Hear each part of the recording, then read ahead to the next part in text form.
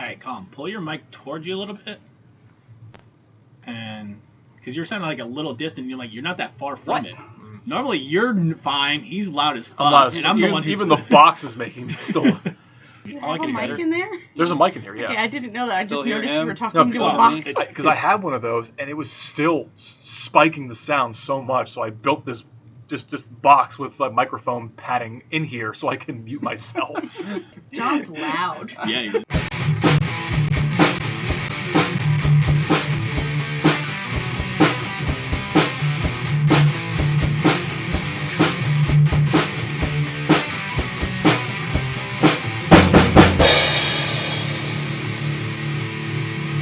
Hello everybody, welcome back to another episode of Film Asylum, where if you are crazy about movies, you belong here. We are your hosts, Colin Peters.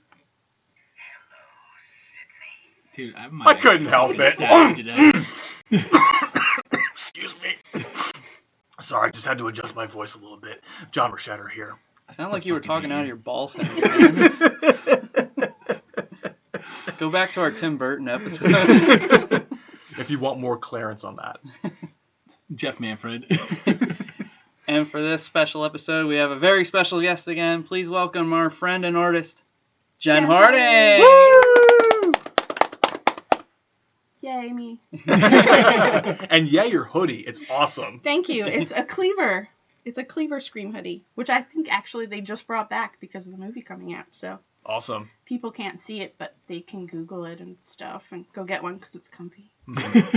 And they can also Google your stuff and get your stuff. Yes, mostly on my Instagram, Jenn Harding Art. Right now, that's all I have. I'm working on some top secret things that you guys don't even know about. So. Oh, what's not on there? Because I've seen a couple pictures of what you're working on right now. Yeah, but I have plans for them. You have plans for them, and then okay. I have plans coming up. I have lots of plans, but they're secret. Plans. Ghostface plans. Oh! The Ghostface of plans. How about that? Ghostface of plans. There Nice. Now I'm lost. You're supposed to be. I'm not telling you. It's a surprise. But follow me on Instagram, Jenn Harding Art, and maybe you'll get clues. Maybe not. I'm good at clues, so I can hide them. Well, this is so appropriate for this episode because we're going to be talking about the original 1996 Wes Craven classic Scream today. Yeah! I've been waiting for this day. You've been waiting to stab us for quite some time. I'm not violent. I don't know how that started. I said that would be my weapon of choice if I was a final girl. I did not say I would just randomly kill people. It's not a random. I think it's like now instigated. Okay, yeah. It's detailed. It's according to a plan and an agenda. It's always backed by an agenda, especially with these other movies. Well, we'll revisit that depending on what you have to say about Scream because I'm very passionate about the subject. I'm loyal, and you can't talk badly about Scream, so. That's why we thought you were going to definitely kill us after this episode because of our Return of the Living Dead. Oh, that was great. You did get me. You did get me. For a hot second, we got her. I was listening and I was like, no. I think the funniest thing about that whole situation was as soon as he started, I think my jaw dropped. I'm like, oh, so we're doing this? We can't go back. We were plotting on it. So I was like, well, I think I messaged you guys before I even realized it was a joke. I got it. I was like, you guys are mean. Wow. Once we hit that record button, we don't go back. We just keep going forward. Most people are nice to me. That was pretty mean. But what made it even funnier was it took me a while just to find the mask. Because I'm like sitting there trying to do the art for the episode, and I'm like, all right, the rubber mask wasn't enough. Like, I needed something with actual substance behind it. So, like, the rubber mask would kind of go flat, where I had to find, like, more of a resin mask that would sit up. So that's actually what the picture came from. That's it. It looked good. Yeah. Mm-hmm. I wish I had the real knife, though. But when I found out the price last night. Yeah. Woo. $70 to $100 for the buck knife? Yeah. Fuck that. I know.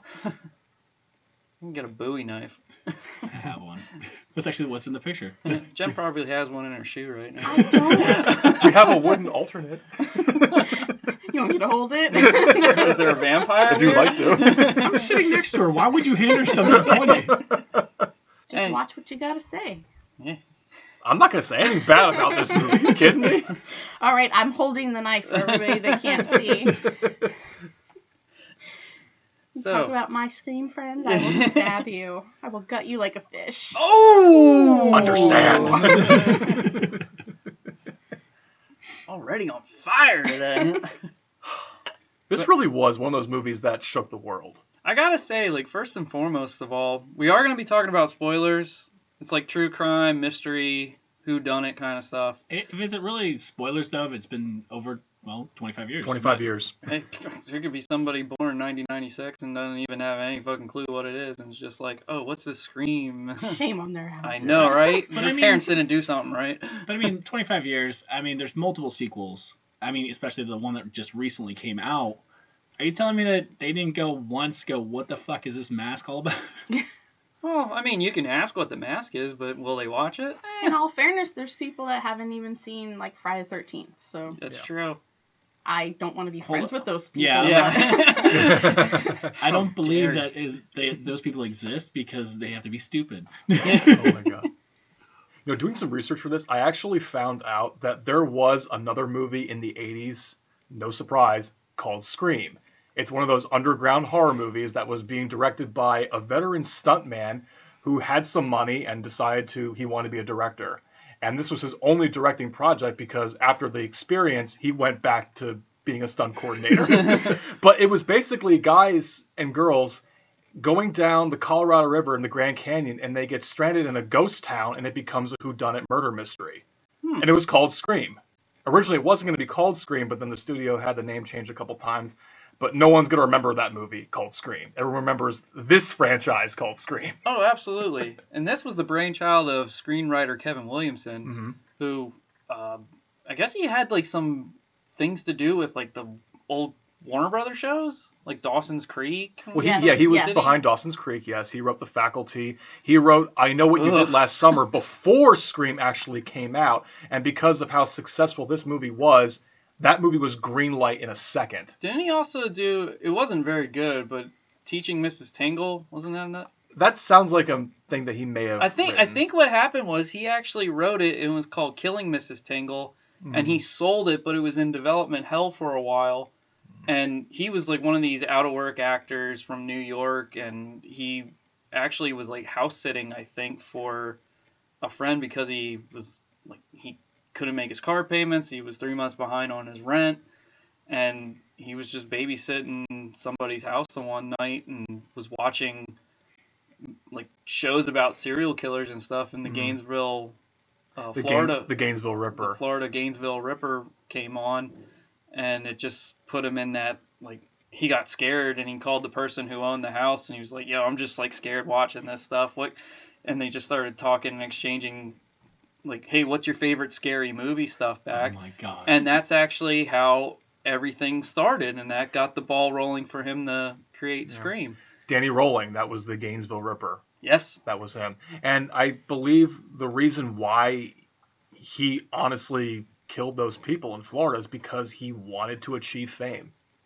It's possible. It's sick, but that's why he did it. That's kind of crazy if you think Well, about it. He literally, I think, put the one girl's head, like, on On a a shelf. shelf. Yeah. Or a chimney or something, yeah. I remember Yeah, hearing about it was on that. a bookshelf. Yeah, sorry. I'm Messed stabbing up. the table. I'm already in character. She's getting into it.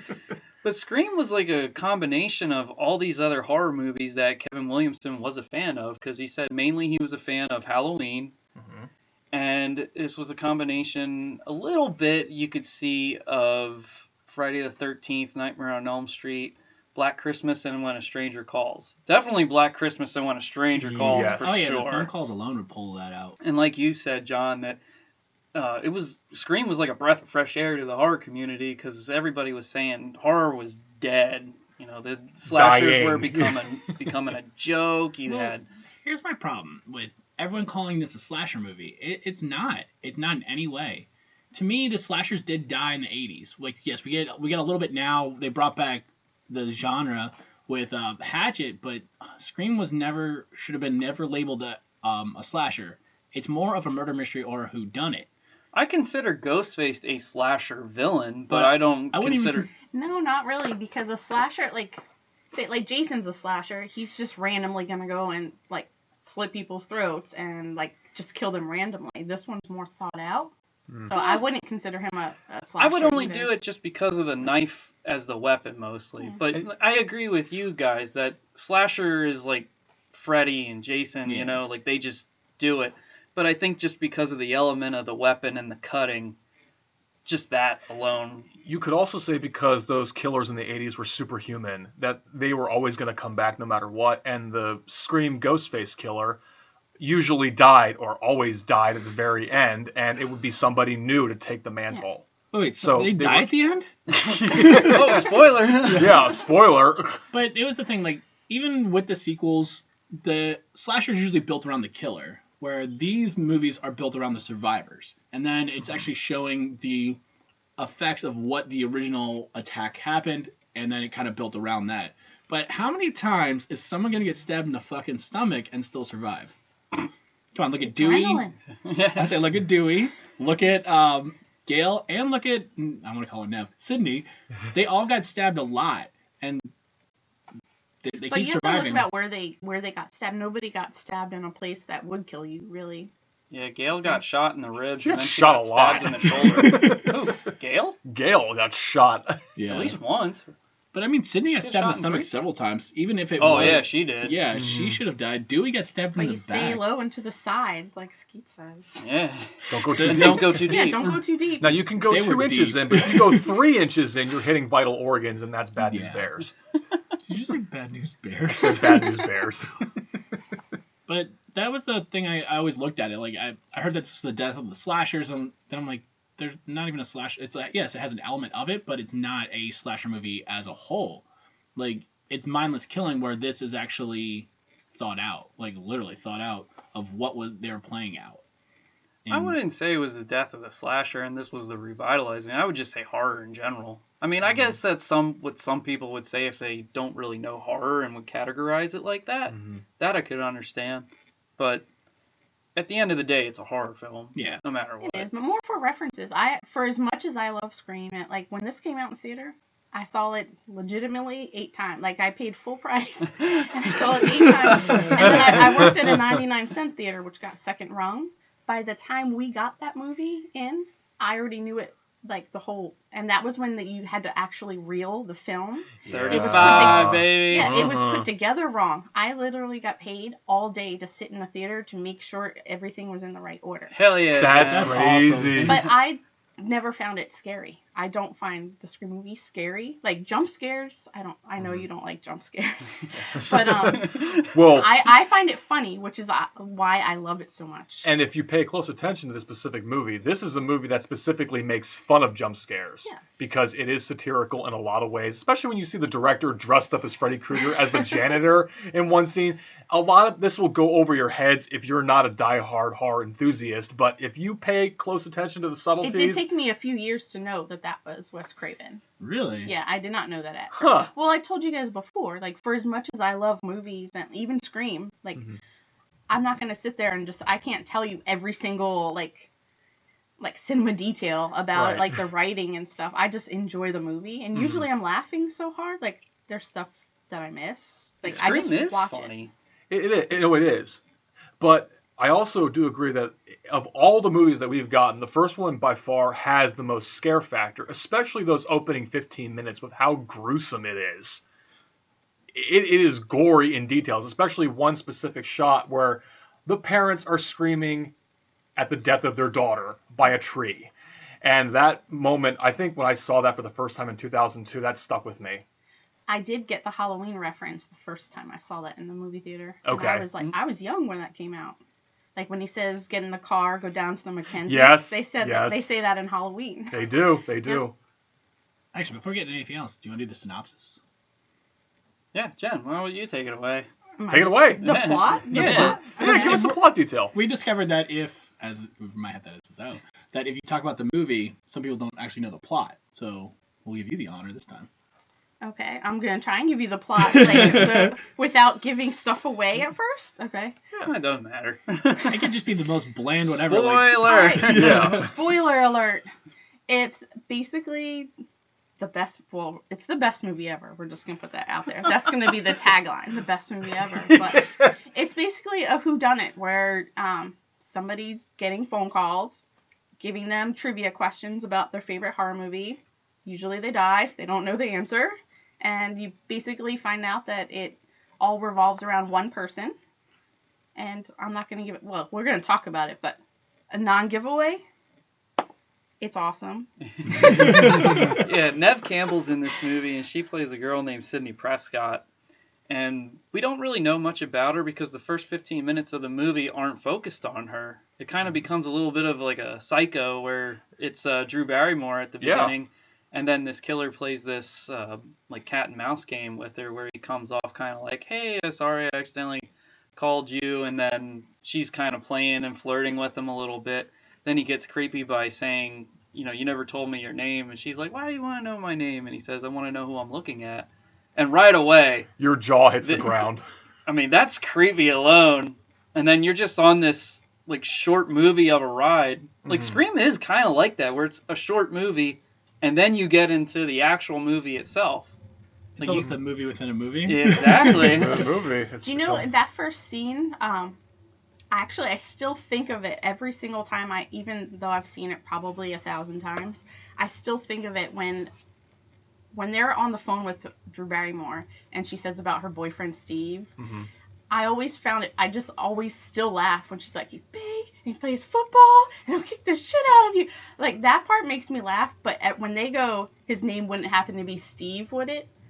I still to this day just expect it to be a joke. Yeah. Like, when I first saw it, I thought that was going to be a joke. It was going to be her boyfriend playing a joke on her. Yeah. And so now, like, that's always just been engraved in my mind, and I still think that, even though obviously I know what happens. Yeah. See, if I gave the plot like you just did, I would just say the whole movie. Yeah. You guys wouldn't even need to be word here. for word. The whole I was movie. trying to be slick about it. But it's essential because the first 15 minutes of Drew Barrymore and the cat and mouse with the killer, and then seeing her boyfriend as a hostage, and she's playing the game with him with the movie trivia of the horror films, because that's what it's all based around. He's asking questions like, oh, what's your favorite scary movie? And when she says Halloween, then he starts using that to like warm her up with these questions for the game. And then when she finally gets one wrong, she's gonna die anyway. It doesn't matter if she got the answer right or wrong. The killer's fucking her the whole time. Yeah. Absolutely. I do love the fact that when he finds out that Halloween is her favorite, he's like, well, then who's the killer? But I love what made me laugh even more, because I think I even called her a stupid bitch. How dare you call Drew Barrymore that? But come on, the killer in Friday the 13th. She's in line for my second best friend. Listen, all I remember her from is E.T., so. It's been a lot more than that. And a lot of people would actually say this was a comeback for her. She went through a period of drug use after being at the zenith of her career at the age of, 13? 14 years old? She was at the top of her career, and then she just divulged, and she was blacklisted for a while. Then she got into this film called Poison Ivy, and then from there, she's actually the most name-recognized person in this movie. And like you said, Colin, taking the Psycho route, killing the star lead right away. Which also, that was her idea. I was just gonna say, she was actually supposed to be playing Sydney, Oh, okay. and then she dropped out. Or she said she didn't want to. I think she couldn't do it, but she still wanted to be in the movie. And then she actually helped direct and produce on the downside. She didn't get as much credit on purpose. Oh, really? I didn't know that. Okay, I didn't know that either. But I did know, like you said, Jen, that she wanted to be the character at the beginning of the movie Casey. And believe it or not, Drew Barrymore was actually what got Wes Craven to do the movie. That's really cool. He turned it down. Romero, he was their first choice. He turned it down. Romero turned it down. Sam Raimi turned it down. They said all the big name guys turned it down. And wait, hold on. His hands are going up. Let me finish. His hands are going up. Let me finish.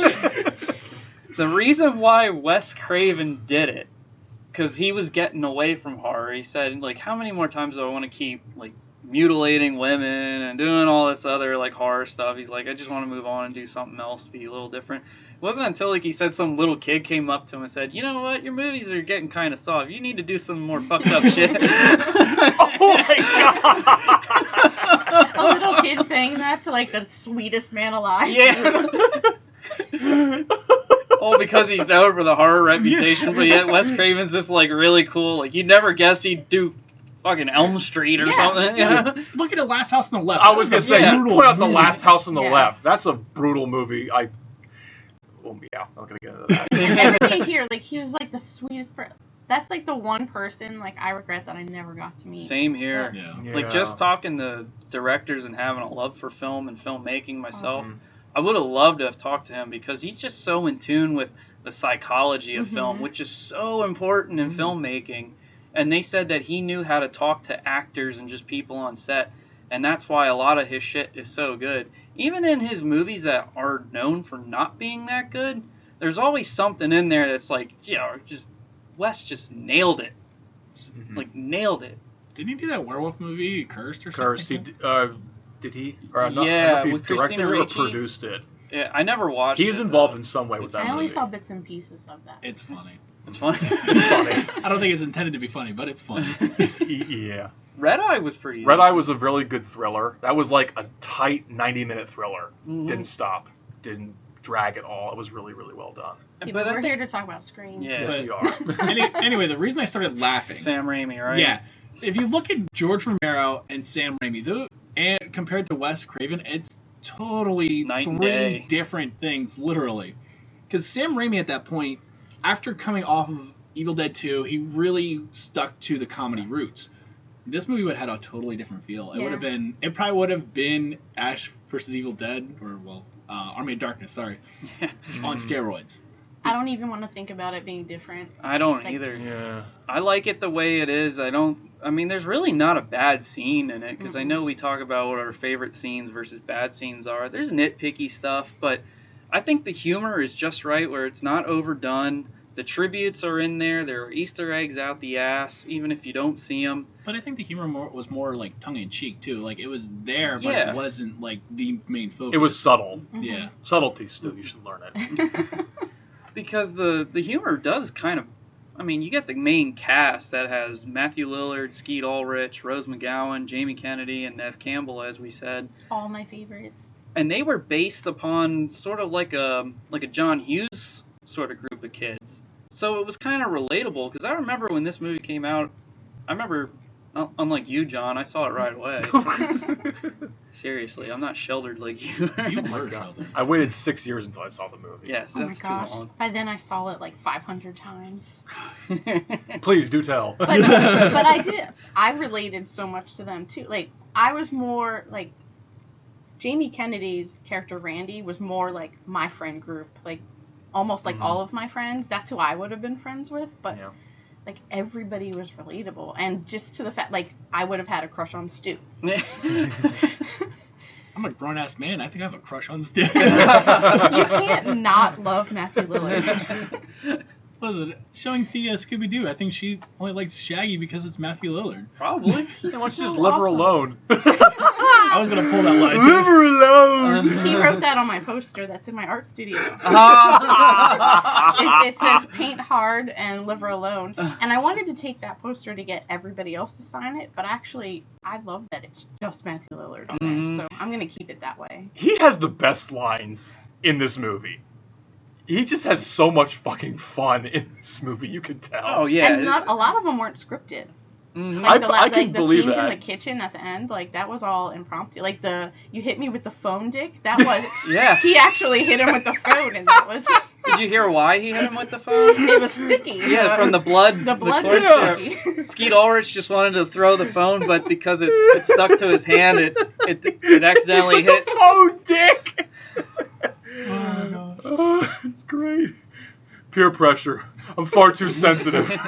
Did you really call the cops? Yeah. My parents are gonna be so angry. My mom and dad are gonna be so mad at me if you're gonna quote it correctly. See, here's the thing, Jeff. We ask a question. If you get it wrong, Boka!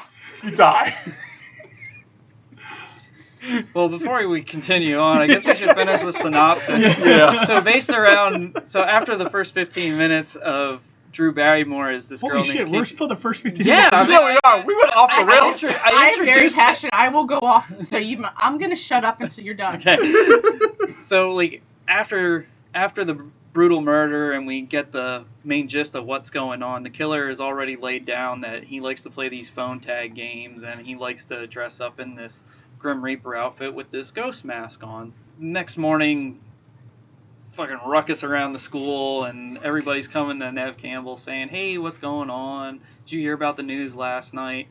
Casey Becker just died, and right away she's like, oh my god, she sat next to me. In English class. Yep, there you go.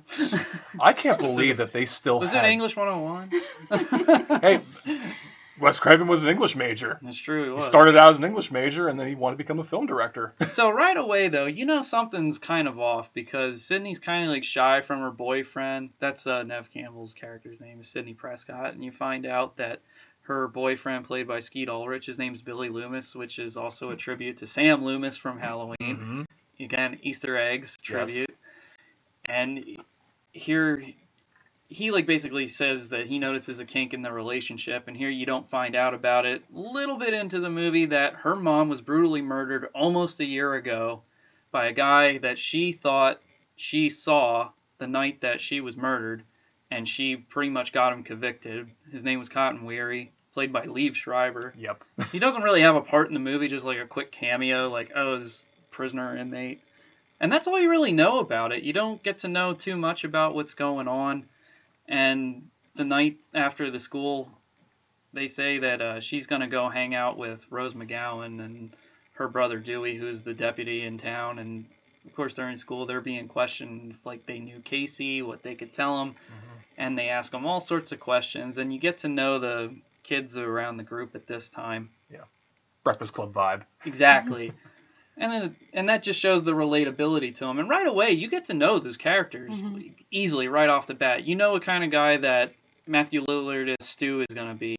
You even know Billy right away, too, just from that little scene in the bedroom when he sneaks in the Sid's. Oh, come on. The thing about The Exorcist? Yeah, that's right. He had that moment. The Exorcist was on. Made me think of you. Oh, how sweet. And because Skeet Ulrich has like such a similar look to Johnny Depp, they had the window scene similar to what Johnny Depp would do in Nightmare on Elm Street with Heather Langenkamp.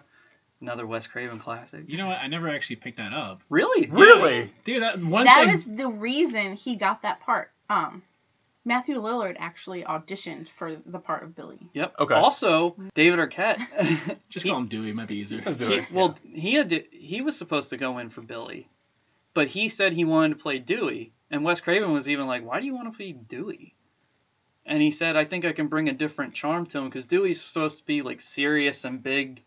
And David Arquette had more of that look that they were going for, like chubby cheek, boy next door kind mustache. Of something to be. No, I don't even think the mustache was a thing, because remember he's supposed to be playing Billy. So that's right. High school kid. Mm-hmm. They wanted it to look like, oh, he's so sweet and innocent. You know, you couldn't think him as a killer. When Skeet Ulrich kind of has this like bad boy, super cool kind of vibe. I can't even picture anybody playing anybody else. I know. Like I can't. Yeah. The It's casting's even hard. I'm fantastic. listening to you and I'm like, I can't picture it. Mm-hmm. But it worked out because David Arquette, Nev Campbell, and Courtney Cox, who plays Gail Weathers, this news reporter who has a tie-in with Sidney Prescott, because she was the one that was talking to Cotton Weary. And she knows some inside scoop and believes he's not guilty. And she also wrote a book about the Woodsboro murder that took place with Sidney Prescott's mother, Maureen Prescott. So that obviously is rubbing Sidney the wrong way. Because she called Sidney out and said, no, she's wrong about it. Yeah. So that's why there's this tiff about it. And, of course, she's upset because Sidney's mother died, and she holds Gail Weathers accountable for calling her a liar, basically. Yeah. And she gets a nice shiner. Yeah. They got some beef. Eventually. Because after the school day ends, Sydney's home alone because her dad goes to all these business trips, and he says right away, I'm going to be out of town in the morning. She's left alone. And Rose McGowan says, hey, I'm going to come and pick you up, because she plays Tatum, her best friend in high school.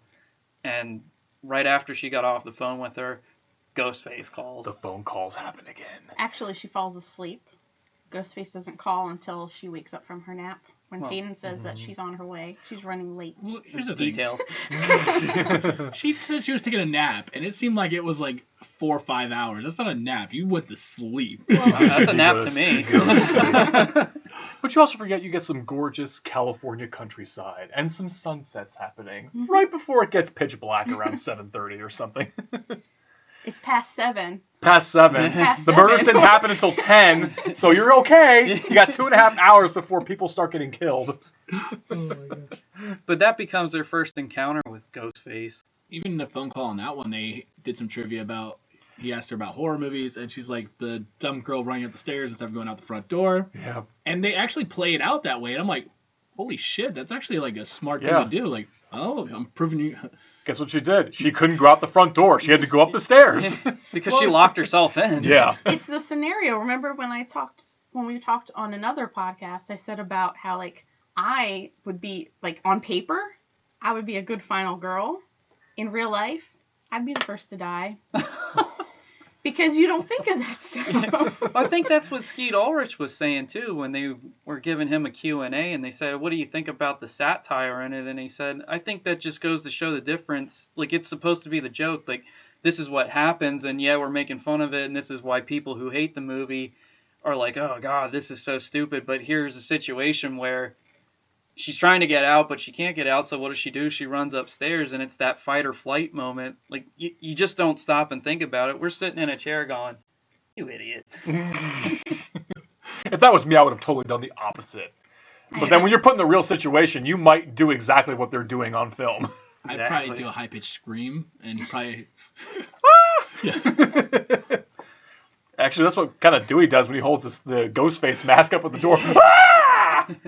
Yeah, during Sid's encounter, she actually is able to, I don't want to say be trapped in her room, but she's able to keep a safety net, pretty much. Because of the doors. The closet door is able She to took brace her against the closet main door. and the bedroom door, because Yeah. Ghostface wound up breaking through the room door, and the phone's not working, so she can't call 911. But here what happens is, before text messaging, she was able to do it online, apparently. Look at those computers with the fat back and everything. Who has those anymore? Well, then Billy comes and sneaks into the room, and Ghostface is gone, and all of a sudden a cell phone drops out of his pocket, and right away she's like, what the fuck is this? Which I would be too. I remember watching it going, what? Anybody would, honestly. And then they wind up taking him away, because Dewey comes in with the other battalion. Here's the quick question I got. All right, so Dewey shows up. Why the fuck is he holding the mask up above his head when she opens the door? It's that comedy All moment. part of the comedic it's that relief. jump scare. Ah! We're making fun of jump scares. The one moment I'm looking, he opened the door, I'm like, why the fuck are you holding it up there? Just because I'm going to defend Dewey, he probably had it in his hand and knocked with that same hand. Yeah, probably. That's probably what happened. I'm going to defend every single character in this movie, so bring it on. Actually, we should say it's not the Ghostface mask, it's the Father Death mask. Because it's called Father Death. Well, funny thing about that Ghostface mask is that was actually a real mask. They did say that Ghostface was in the script, even though we didn't really know the name of the... They don't... I think besides Rose McGowan actually She's saying... the first one that calls him Ghostface. Mr. Ghostface, I want to be in the sequel.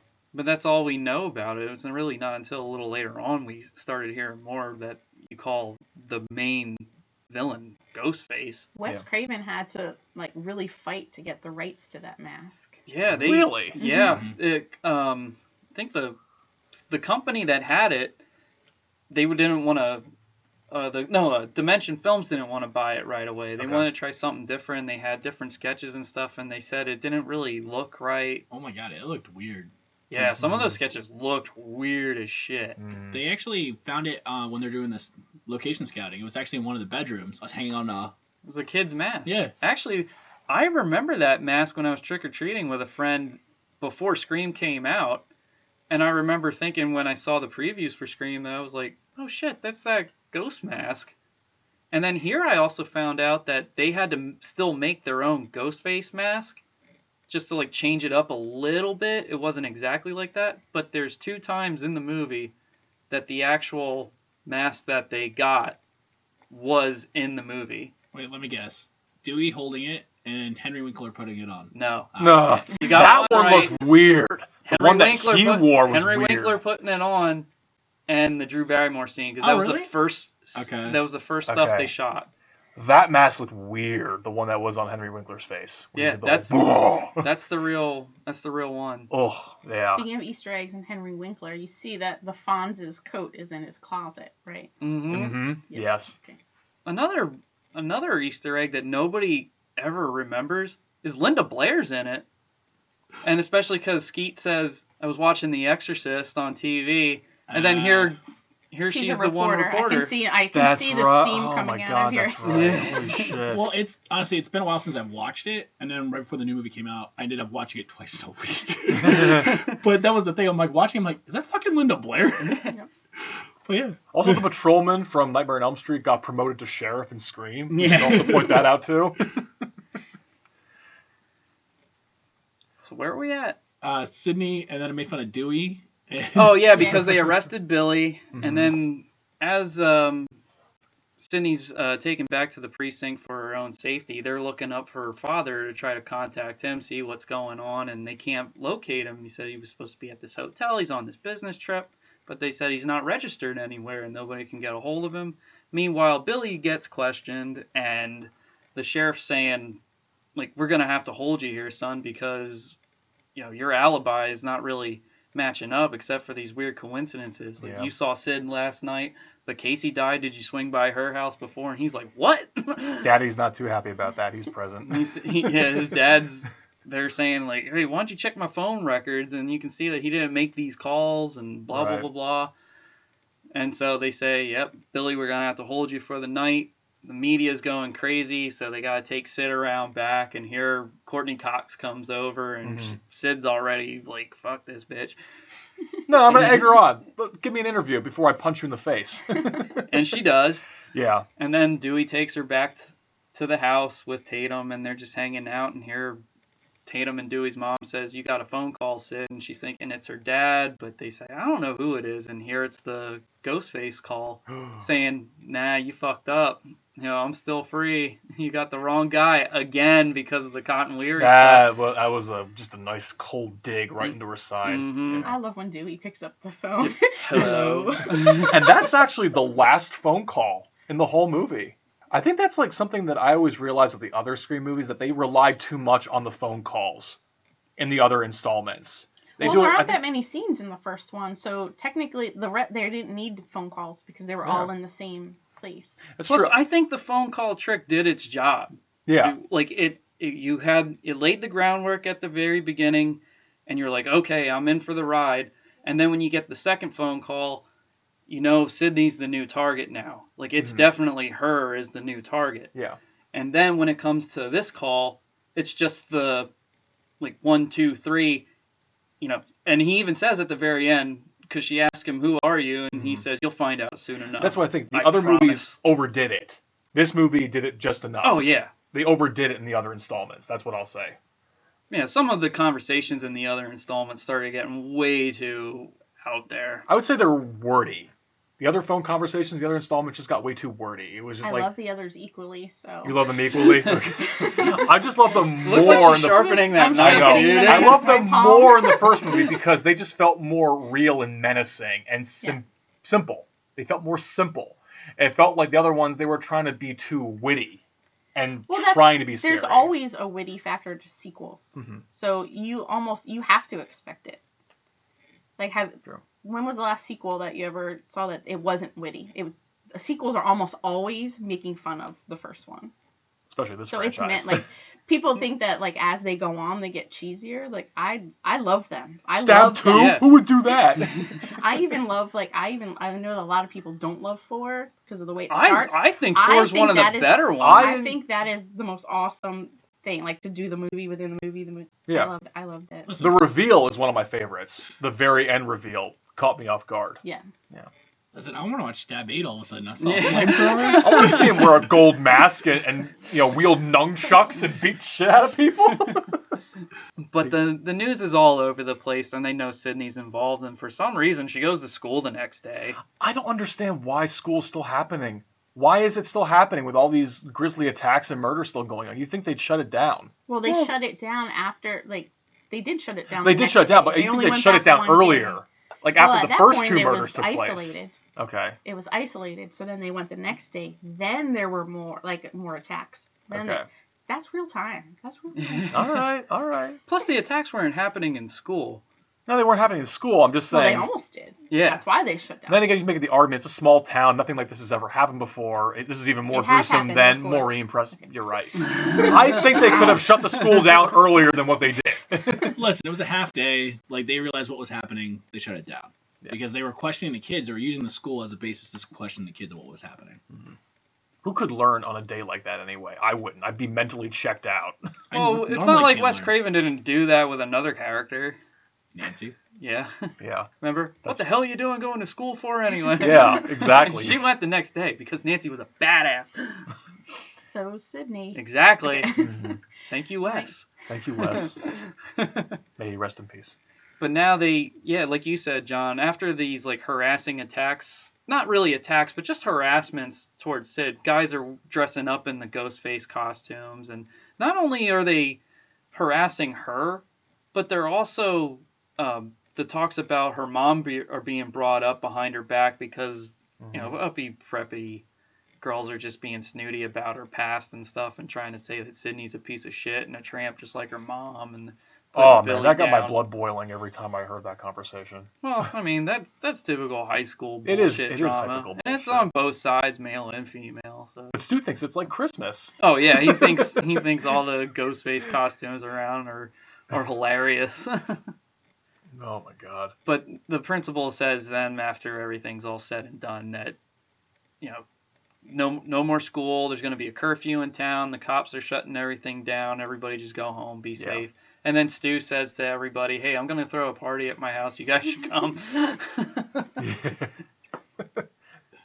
That was actually like, that was the key point. It's like, so wait, they're shutting everything down. You've got a curfew. Let's throw a party. But the party is supposed to end at curfew. That's right, That's why because everybody's leaving. yeah, everyone was leaving at a certain point. Like curfew, gotta leave. So let's get our drink on now so that we can leave later. It's like noon. What? How shit-faced are we going to get, guys? And Tatum, she tries to get Sydney to go because at first she's like, I don't know. And they said, no, I think it's good for you to do it. That's a breeding ground for more people to die. Oh, and I forgot, too, that Dewey says that Billy was released the next day because he didn't have any trace of the phone calls and everything cleaned up. Yeah. And then he bumped into Sid in school, and she just had this, like, awkward moment with him, and he tried to talk about them, and then he brings up the similarities and analogies of her mom versus his mom, and you find out his mom just left. Left town, yeah, for good. Yeah, just left him, left his dad, and she's upset because her mom was literally murdered. Raped and murdered and buried. And she's like, how can you even say something like this in comparison? He's like, I'm sorry. She's not lying in a coffin somewhere. Yeah. High school boys say the dumbest shit. Stupid. So that leaves that, and then she's kind of worried that Billy's going to go to Stu's house, and she doesn't hear any word. And the party goes on. Here, Gale Weathers was winding up, making moves on Dewey and trying to pry information out of him. It's And where you learn the rules of surviving a horror movie, which is funny because you know what? Those rules, they say that's how you survive a horror movie. Do you know that everybody that survived them, they broke the rules? Yep.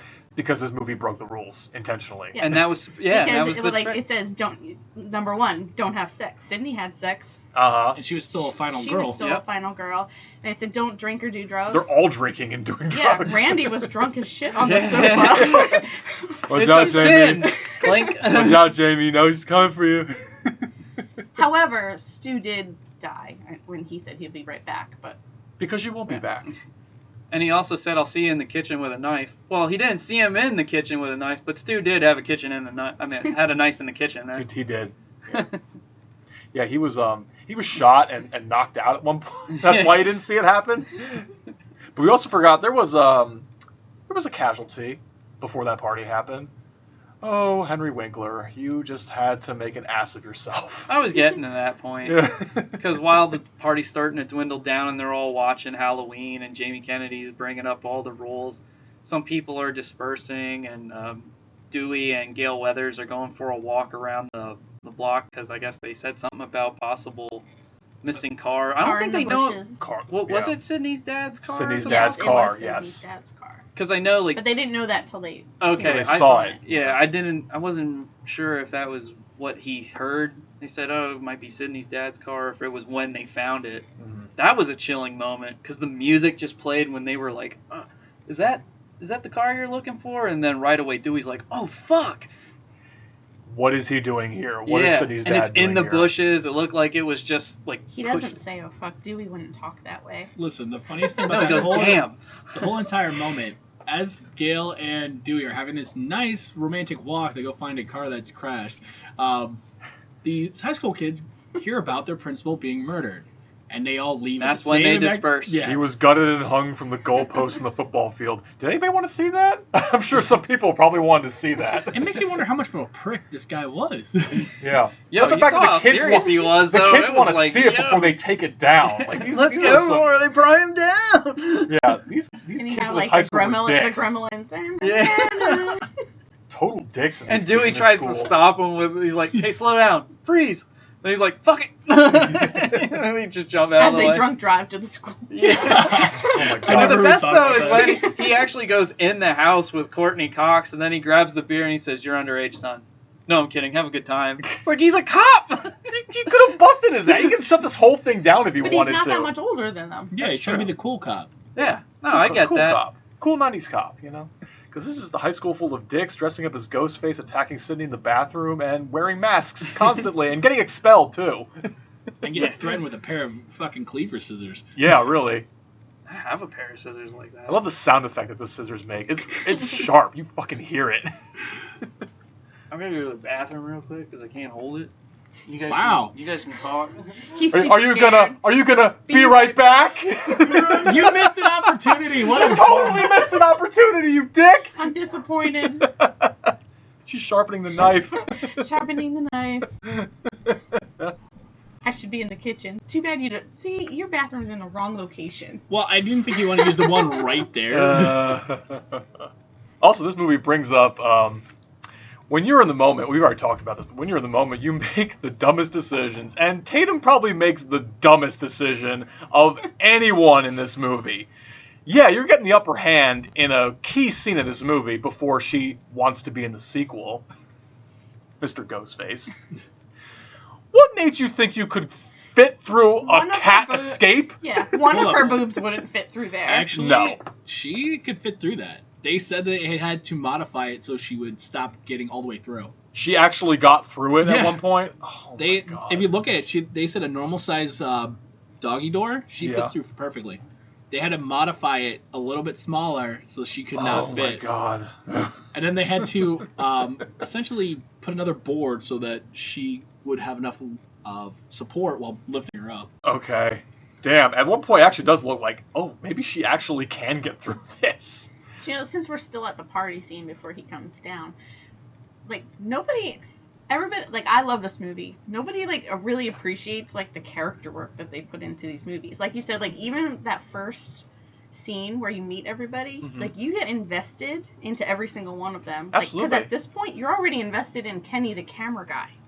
They have their own Who did you know personalities. is the brother Warren in Something About Mary? Yes. Did you know that? I didn't know that. I did He not was know also that. in Wes Craven's New Nightmare. Yes. Okay. But like even by then, you like he even like he tries to like save Sid. Like he's awesome.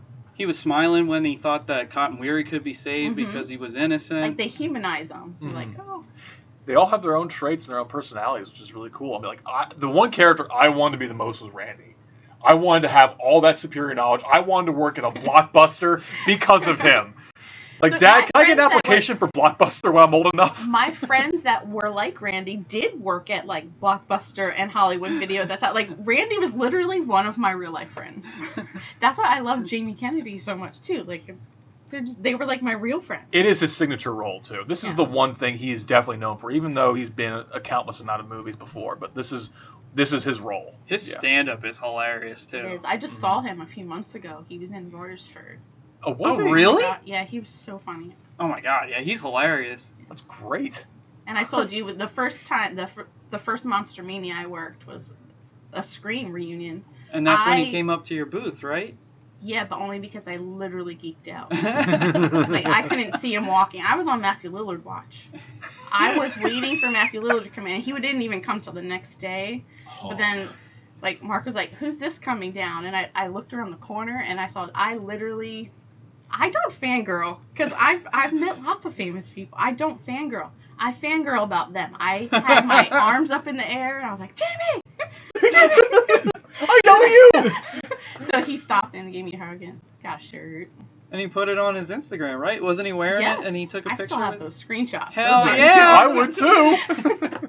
No, but actually, I've talked to him a few times since then. Like, That's he awesome. remembers me, but That's great. yeah, his stand-up is funny.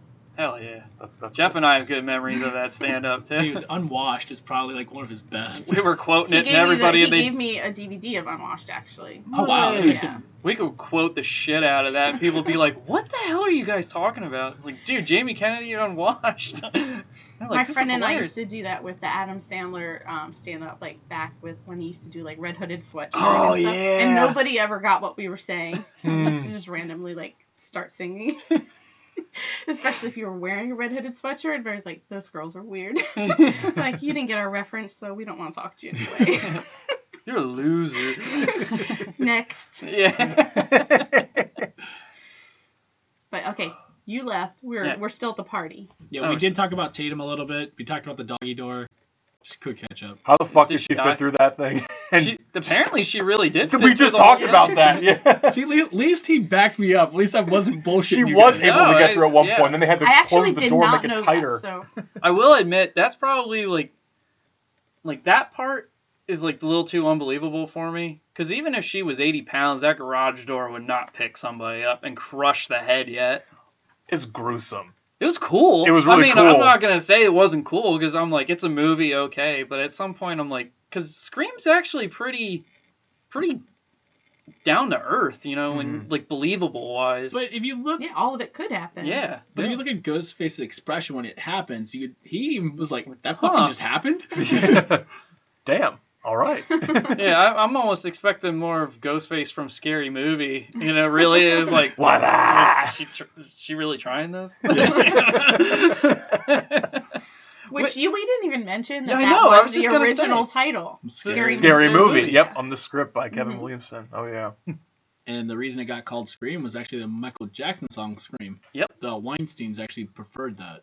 Oh, I hate that song. I used to love Michael Jackson. That's like my least Michael Jackson favorite song. I hate the video. I hate everything about it. I had Janet with it too, and that was just weird. Yeah, in but like general. the outfits that they wore in that weird Even they were in galactic space video. or something. But the outfits it had all those weird spikes. It reminded me of the fake grass in Beetlejuice. Yeah. Ah. Yeah, no, I don't. I could go on. Look, Yeah, when I'm I know, passionate right? about something, so you're gonna have to retrack me back. he already screams enough. It's like you don't need to have a song called Scream. But Yeah. hey, whatever. Oh my god. Jesus. So we're still at the party. Tatum got through the dog. Well, she didn't get through the dog door. She got crushed. She got crushed, and then we don't see Ghostface for a while. No, we don't, because what a coincidence! Billy's here. What are Yeah. you doing here? He shows up, and you actually hear somebody say to Stu, "Hey, what happened to Tatum?" He goes, "I don't know. I think she got pissed at me and bailed." Mhm. And then Billy shows up right afterwards, and Sydney's like, "Oh, this is awkward," and So let's go have sex. yeah, Let's go upstairs to my parents' room and talk. Look, Whatever. I'm not the only person attracted to serial killers. It did it for her. Actually, Skeet was not my type, though. I mean, Billy was a weird fucking character. Even I was 9 when I saw this movie, and I was like, I never got past his greasy hair. I just thought that something was just off with him. It's that greasy Johnny Depp hair that he had. Yeah, I guess. I just thought, like, there were just weird, creepy moments to him where I was like, apparently Skeet said that he was cast because he could look like the guy who could be the killer, but yet he could be sweet at the same time. They and I was took like, out a lot of scenes that actually were so telling that they were too obvious. Okay. Oh, really? I just found that out last week when I went through like my deep dive because I was so excited after 5 that I was going through, and there was a scene when they're at the fountain that was so obvious. Like there was actually a conversation between the two saying, "Is it everything set up for tonight? Yeah, it's gonna be like." that you would have known. Oh, right yeah. there. Oh, They took that yeah. out, but that was in the script and that was filmed. Okay. Wow. Yeah, and then they they took actually it out. filmed that. Yeah. But then when you're looking back, you can tell, you can see it in their eyes. Like, now you're like, that was really obvious. Mm-hmm. I didn't kill anybody. No Well- one said you did. Well, thanks, man. Well, on top of that, like Love some of the Stu. ways that he's lit, like when he's holding Sid after the house part, and he's like, "Oh, he's gone, he's gone." Like the way he's talking to her, and the way it's like he's got this ominous lighting, But and then the that's- cell They phone did drops. that on purpose. Yeah, Yeah. I was just gonna say, I think they did try, but I think it would have worked better in a scene like that if you would have had somebody that looked more like a David Arquette kind of like boy next door instead of like But that's like the point. badass kind You of want thing. that because you're gonna assume then, even just by looking at him, you're gonna assume he's the killer. So Yeah, then, they because thought you're maybe. expecting it, then you're gonna say, "Oh, he's a killer, so he must not be." Mm-hmm. That's I remember him Yeah. saying that, and that's what went through my head because I was like, it's almost too obvious. Why would they do that? Yeah. But then we find out that the real twist that we'll get to is it's not just one person. Yeah. Because after everybody disperses and Dewey and Gail find Sydney's dad's car, they think now it's him that's the killer because they found out later on that or earlier on I should say, that the phone calls were coming from Sid's dad's phone. Yeah. Dewey found that out from the sheriff when they were in town getting groceries, getting ready to go to Stu's house for the party. And then Ghostface is just running around here and there. Stu tries to redirect Randy's thought in his mind. I think it's her father. Like, why can't the cops find him? So I was like, oh, because the whole thing is everyone's a suspect. Why can't he be a suspect? Well, if I'm a suspect, you're a suspect. That's in two. Two. I know. Come on, even it brings up the red herring. Yeah, he does bring up a red herring. But who can tell, like, this iconic moment, they're watching Halloween, and you have this horror movie party. Who can say they haven't had a moment like that in their entire life? Everyone here has had a moment like that, where they're just, like, screaming at the screen, watching horror hell movies, yeah. getting with their buddies, and just, like, throwing shit at the screen. It's so real. You act like it's a moment. It's a daily thing for It me. is. Yeah, I know. You have hordes of people at your house just, like, throwing No, shit? by myself. No, I just him. Just Just to it. scream at things. I told you about, I think I did tell you guys about the time my sister and I were watching Evil Dead 2, and we were really hyper when Bruce Campbell's walking through the cabin. We were so hyper. We were like, what are you looking at? And threw a pillow at the TV, and that just happened to be when he fell. It was probably the best timing ever. Like, I will never forget that. It looked like we threw it at Bruce Campbell, and he just went down. Doing like the Rocky Horror. So beat that. That's pretty good. That's pretty good. We get the rules, which you already talked about. This movie breaks the rules in terrific fashion. And it's after the car finding that Dewey and Gail, discover they're on their way back to the house, and Sid and Billy have just gotten done having sex. And then she questions Billy, who did you call with your one phone call in prison? And he says, I called my dad. And she goes, no, but I saw the sheriff call your dad. And he's like, well, why are you asking me this? And then that's when she says to him, I'm just saying because that would be a really clever way if you were the killer to use your one phone call to call me. To make it think it wasn't you. I love how she's like ready to correct you too. I'm like watching out of the corner of my eye. I'm ready. She's taking notes. She's sharpening the knife. Like, you get one thing wrong. What do I'm I just have to do? I'm prove actually, to you it's that I'm harder not a for me. killer? Look, I'm being more quiet than you thought I would be because now I can't help but like compare the new one to things now, and I want to say it, but I don't. So I'm like, I don't know if I should. Should I bring it up? No, I'll let you talk. But if you're wrong, I'll tell you. Yeah, that's fine. That's why I'm like sitting here We're trying supposed to to be correcting things. And Talking then about the yings and yangs.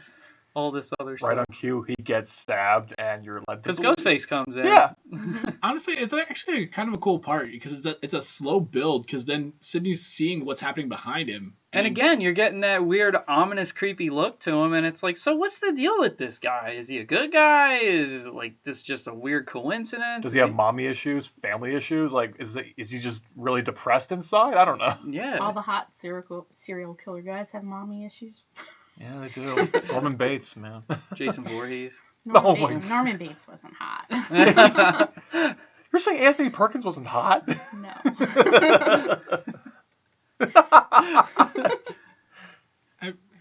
Could you even say Jason was? No. No.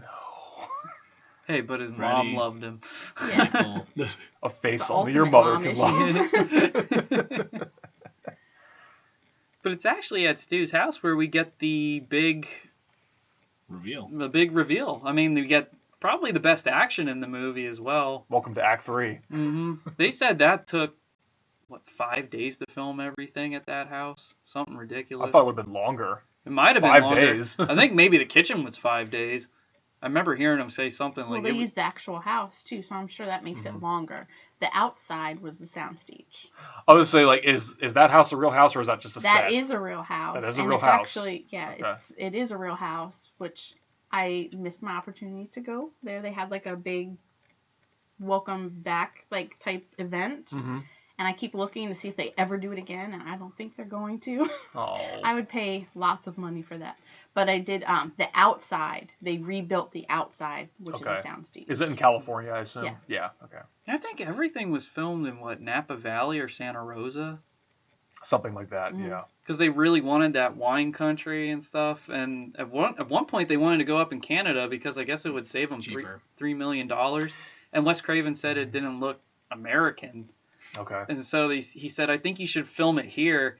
And they said, oh, okay. Well, if you want that, I guess we'll take Wes Craven's name out of the title and just call it, the Weinstein Scream or something. Oh, my God. Yeah, it became kind of petty. And yeah, dude. $3 million over your name. Yeah. Whatever. Those guys, I mean, drag their name through the mud. They're horrible people. But, they genuinely, except for this movie, they had terrible taste in horror.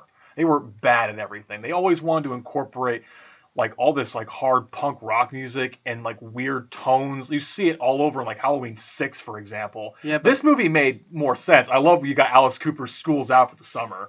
I love that. That was a cool moment. I love the whole soundtrack. This is a good soundtrack. It is. Oh, also, did you know that when Sid and Billy first get together, when he first sneaks into her room, their first scene together, they're playing a different version of Don't Fear the Reaper? Yep. Which is your first hint. Yeah. Okay. I did know that. That's cool. Because we get a whole bunch of action in this house scene, and we find out that we get the big reveal. Because at one point, Dewey goes into the house during some knock around, shoot him up. Not really. He's out to find Neil. He thinks he's in the house. Sydney's been chased by Ghostface. She's running away. Gail gets in the van. Here she finds out Kenny died in the process of saving Sid. That scene was originally a lot more gruesome. They had to cut back there was a lot of blood scenes that were in they that cut it scene. back, but then they also, I read, they cut it back, Okay. but then they left some in and almost got in trouble. Because you wouldn't have had that effect. And they almost got an NC-17 rating because of that. Well, they said they took it back to the MPAA so many times that they really didn't have too much of a movie left at one point until, I think it was, who's the piece of shit brother? Bob? No, Harvey. Harvey is the Harvey, piece of yeah. shit brother. I think they're all Probably both. terrible Yeah, I people. mean, they're rich business They're people rich in scumbags. Hollywood. I mean, it's coming out that all of them are pieces of shit out there. Yeah. But I think it was Bob who called the MPAA and actually talked to him and said, I think you need to rewatch it and see that it's really a comedy. And that changed everything. And they were like, okay, here's your R rating. And even Wes Craven was like, what did you say to him? And he told him that it was a comedy. He said, well, I guess I'm going to say all my movies are comedies, so I just get an R rating. Because Wes Craven hated the MPAA. Oh, I mean, sure. hell, the president of the company their last name was Hefner. And that's who he named that nurse in New Nightmare.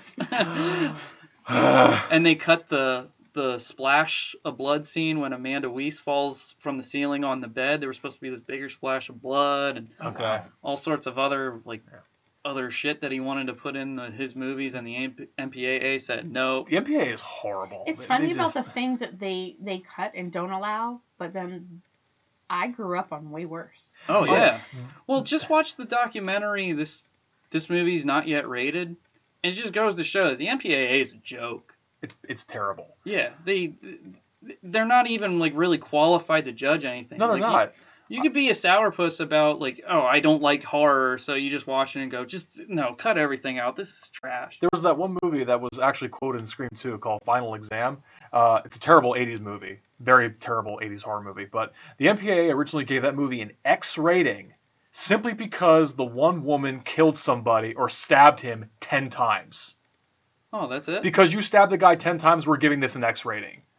What is your logic and your reasoning behind all this shit? Seriously. We've seen a lot worse before that movie came out in the mid-'80s. Have you seen the other films? Have you seen My Bloody Valentine? Have you seen the shit that happens in that movie? You gave this an X rating because you stabbed a guy 10 times? They're a joke. No, it is a joke. I can understand Wes Craven's frustration, and they probably hated him too and hated the genre. I'm like, oh, this fucking guy. Horror's a joke. No, it's not. You cannot hate Wes Craven. Exactly. Hate Wes. Man busted his ass in New York for years before he finally got a chance to make a film. You know he's lovable. Like, the cast now, even now, if you watch interviews now, just mentioning his name, they still get teary-eyed. Oh, like, yeah. I'm sure. That he was, like, such a good person. Well, just his interviews alone, you can tell that he's a genuinely good guy. Yeah. I mean, most of the time you could tell there are those people who are fake. And No, you can absolutely tell. yeah, I mean, he's he's genuine. just so smart. I always loved listening to him talk, especially like I said when it came to psychology and philosophy and filmmaking. It was like you could watch Nightmare on Elm Street and just go, oh, it's a slasher movie. But then when he would talk about, the sins of the parents and why this angle, why this lighting, why Freddy's sweater was red and green was because it was like optically hard for the eye to comprehend. I'm like, that's smart filmmaking. Yeah. Just like how, I mean, like the big thing. Okay, I'm just gonna fucking say it. Is we find out that in the movie that Billy and Stu are the killers. It's not one, it's two. And there were these like weaves that you thought it was one guy. And here they're working together, and now there is some debate as to like who was in the costume in this scene and that scene. Yeah. And there are little tells that you can see that break it down as to, well, this could be Billy, this could be Stu, this could have been Billy on the phone, but that could have been Stu. Like I think some people debate the phone call in prison was really Stu. I think that was really Stu. But yeah. I think because Sydney brought up who was your one phone call? It's supposed to be Billy. Yeah. I mean, which I think that's what they were going for in the movie. I love the details. Yeah. Me of this too. movie. Even it makes it more authentic, and I'm sure you guys already know that Roger Jackson, who does the voice of Ghostface, the actors in the first one didn't know who he was. Yeah. So it made them more scared. Like, and I read, I just got that new magazine that's just all of the Scream stuff, and it did say in there like on the Roger Jackson portion, it says like for the Drew Barrymore stuff, he was literally outside the window watching her, but she didn't know that, and they didn't know who the voice was. It's creepy. They didn't know anything, so just they like just heard a scary voice. The voice of the devil in The Exorcist. Like I have never seen a more like iconic voice since that movie. Like Exorcist Roger and Jackson Ghostface. is also equally as awesome. Like he is such a nice guy. Like I was very excited to meet him too. Nice. So nice. Really cool stuff. Did you or did you not want a voice modulator Hell during yeah. this movie? I so wanted to just talk like that at one point. I did have one, but it You didn't. mean you're not using one now? We have apps for that now. There's we phone apps. should get one to help with your spiking and Yeah, that's what I meant. that make you sound like Mickey Mouse. Oh, hey fellas. I'll just go back to this voice again. Excuse me. Smoking kills. Not psycho killers. Actually, you should start doing the show just as Nicolas Cage now. Well, in this movie, this happened, and it was pretty rad. You sound more like Sean Connery. Hey, they We're were in The Sean Rock Moore. together. Yeah. Maybe it rubbed off on. I mean, it's a network partner you can rely on. Yes.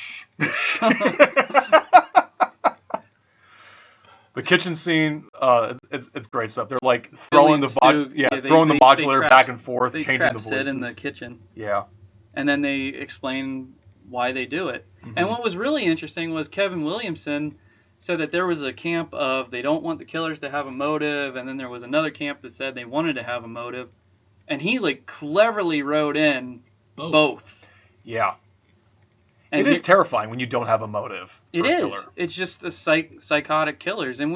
But the thing is, we get that so often where it's like a cheap tactic to just say, I'm nuts, I'm just going to kill people. Mm-hmm. Just like in Halloween, it was, oh, you just leave the blood to your imagination and it's scarier that way. And it's like, yeah, but you can also get that same effect by reading a book.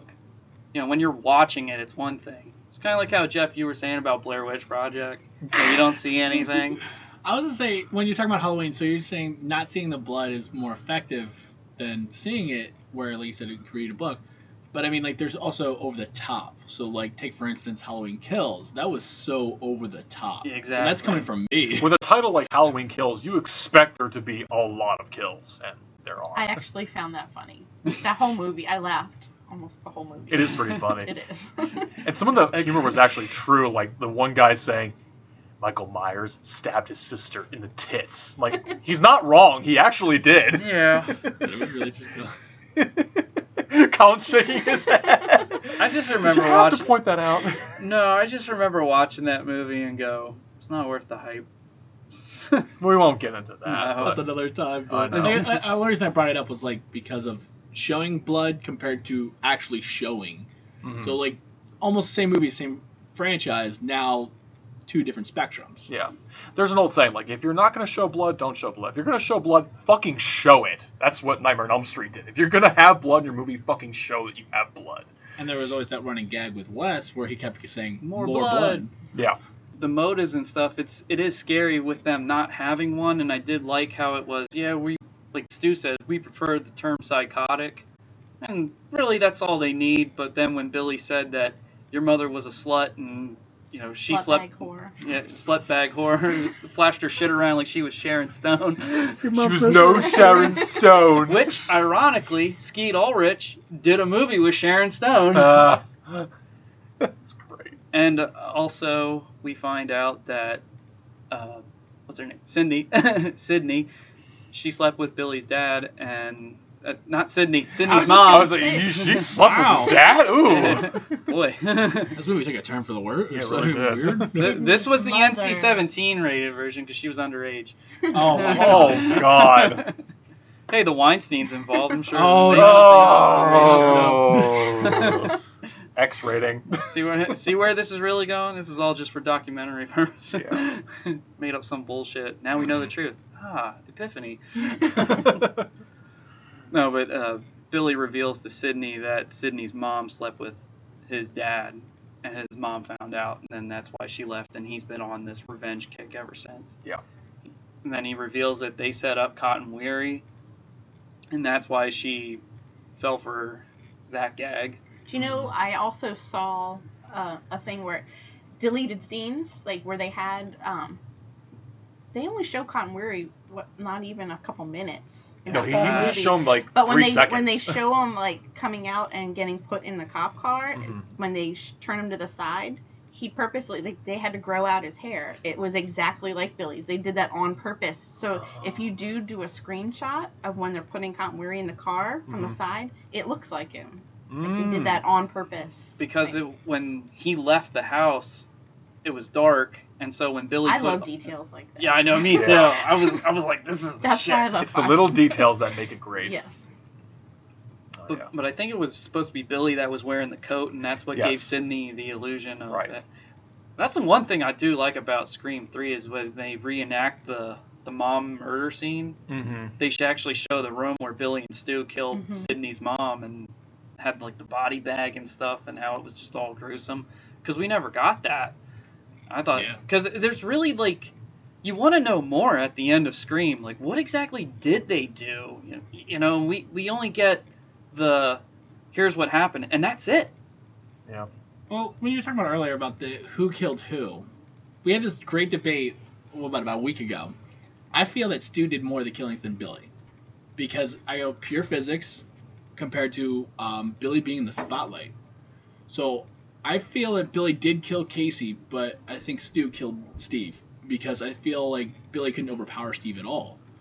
Where he's got the height advantage, he may have the muscle, but I feel like Stu has the advantage. So that might have been his. And like as we're going through, like we're going back and forth for what, a good 45 minutes. We were Yeah. at this. There's actually a really good video where they talk about tells and how it looks like Stu pretty much uses the knife with both hands, and Okay. Billy was more like clasping at the throat and using stab motions more than what Stu would do. It was really interesting in how they broke it down. Like at one point in the house, when you think Billy is stabbed and just laying there, they think that's when Billy put on the Ghostface costume after Sid ran away, and then Stu went to check on Gail when she ran into the tree or whatever, and then Billy was the one in the Ghostface costume that stabbed Dewey, and then did the card trick. And then when Stu came around, when Jamie Kennedy was meeting Sid at the front porch and she holds the gun on both of them, that's when Stu was coming back from the car crash,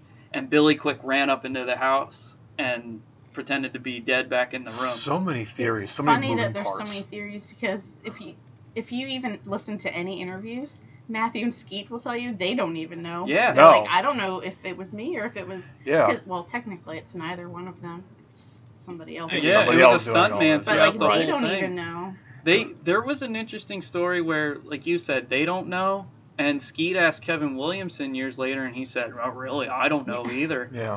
And like I said, it was a stuntman that was out throughout 99.9% of the movie, and they said the only time that Skeet and Matt actually did wear the costume was when Jamie Kennedy was on the couch going, "No, Jamie, no, don't go in the house." You And can when tell they- that was Stu And when they raising the put knife. the knife up, they said that they put on the costume, Billy and Skeet and Matt, Yeah. just for fun.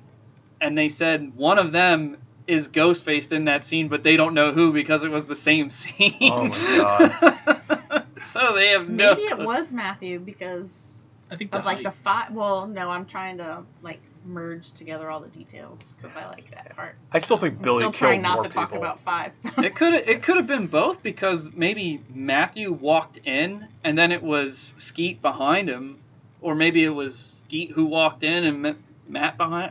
I don't know. They don't know. Yeah. We But did he's all pretty tall though. we did all agree that the girls' bathroom attack scene was probably just some dick high school kid dressed up as Ghostface. Oh yeah, for sure. Yeah.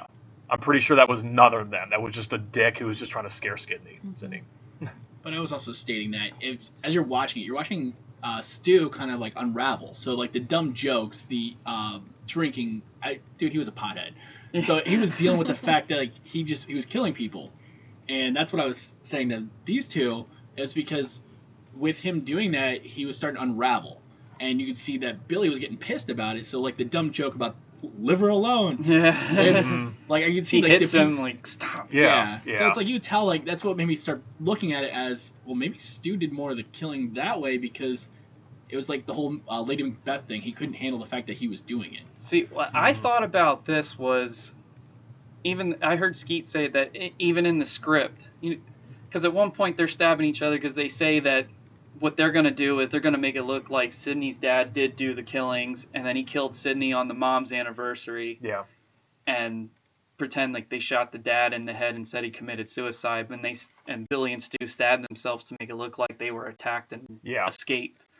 But I think at one point Billy did want to kill Stu because he can't keep his mouth shut, and he saw him as a liability. The liver alone, it's like, okay, you're helping me out, but if you're gonna talk. Yeah. Hence why he was doing all the movies don't create psychos, movies make psychos more creative, and he keeps stabbing him. It's a great line too. Mhm. Guys, just seen one too many. Sick fucks, you've seen one too many movies. I love it. I was getting I ready. corrected myself. See me take a deep breath. But they cloned the cellular phone, and they were even hinting at that. Is it possible that a phone can be cloned? Do we really think it's Sydney's dad, or could it be possibly that it was cloned? Well, that's what they did. They cloned the phone. Yep. So. And they even put the phone and the voice box in the dad's jacket pocket. Yeah. And then that's when Gale Weathers also shows up, because they say, Billy says to Stu, get the gun, and here Courtney Cox has it and says, I stumbled upon you two dipshits. But here she forgot to take the safety off. Take the safety off. Jeez. That was one nice tidbit. You actually watched Stu put the safety on. I saw that too. Okay. I missed that. Yeah, because you watch him like they're talking and you Right see him. before he puts it down. Yeah. Okay. And it's Smart. crazy, like the detail that they put into even that scene alone. Like you said, the stabbing, like the whole thing about hitting him in the back of the head. Oh my gosh. You're coming too deep. I think I'm dying here, man. And when they get distracted by Courtney Cox, that's when they find out Sid and the dad are escaped. Yeah. But they don't actually escape. They're still in the house, and then that's when Sydney calls them up and says, "Are you alone in the house with the voice box?" And Billy flips the fuck out. Oh, I'm gonna throw it right back in your face. How do you like it, motherfucker? She talks about how she called the cops on him and reported them, told them everything, and Stu's there dying from blood loss. Billy's freaking the fuck out. He's cutting up sofa seats. What makes you think she's hiding in the sofa, dude? I think he's just raging out right now. He couldn't help but just watch a little bit of Halloween and get distracted, and then bam, the umbrella comes in right into his shoulder blade. That was great. No, it's chest. I thought it was more like in his shoulder. It's more of like shoulder Well, blade yeah. because you can But his see her shoulder put her blade's in the finger back. Oh, okay. More Just a shoulder. More in the shoulder. Okay, I meant to say shoulder, but anyway. I knew what you meant. You knew what I meant. Cindy puts the costume on. I wonder how she felt wearing that shit. Which actually is the first ever mask off reveal in the Scream franchise. You don't actually see Billy or Stu take the mask off. No, you don't. It's Sydney. Yeah. Happens in the I'm not going to get into that, but I guess Stu was feeling okay, or at least he was just getting a moment of wind. Just getting a second wind. Yeah, he was just kind of relapsing a little bit, and bam, he just goes right into attack mode before the TV comes down his face. The Which big there's still debate. debate, if that would have killed him or not. It's It is a heavy TV. It is a heavy TV, and But everyone it's else. hollow. He was already dying too from blood loss. I I mean, mean, how long did the cops take? I mean, I know Dewey could survive. So. He got a big portion of the knife right in the back of his spinal column. Do you know he wasn't supposed to survive? Exactly. He was not, He was no. supposed to die. They added that thumbs up at the end. Mm-hmm. Yeah, he's alive. I'm gonna give you a thumbs up, bud. Yeah. You're gonna have severe nerve damage for the rest of your life, but you're alive. That's what they do in football when they get carted off. They're always like, "Hey." Yeah. Fonzie reference. Hey. Oh, get out of here. Yeah, that ties into the whole debate about Scream 3, but I'm not gonna get into that. Yeah, no, not right now. Yeah, right now. It was cool going down a rabbit hole a couple weeks ago, learning all about that shit. Scream 3 was supposed to be this, but it wasn't. Yeah.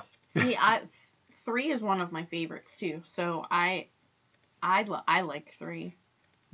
So I wouldn't, for as much as I love Stu and I love Matthew Lillard, I wouldn't want that to be different either. You know, when I heard what the script was, I can understand why you would like it because there was Stu coming back for 3 originally. Yeah. But after hearing what the script was going to be as a whole, I gotta say, Scream 3, the way it turned out, actually was better than what the script was.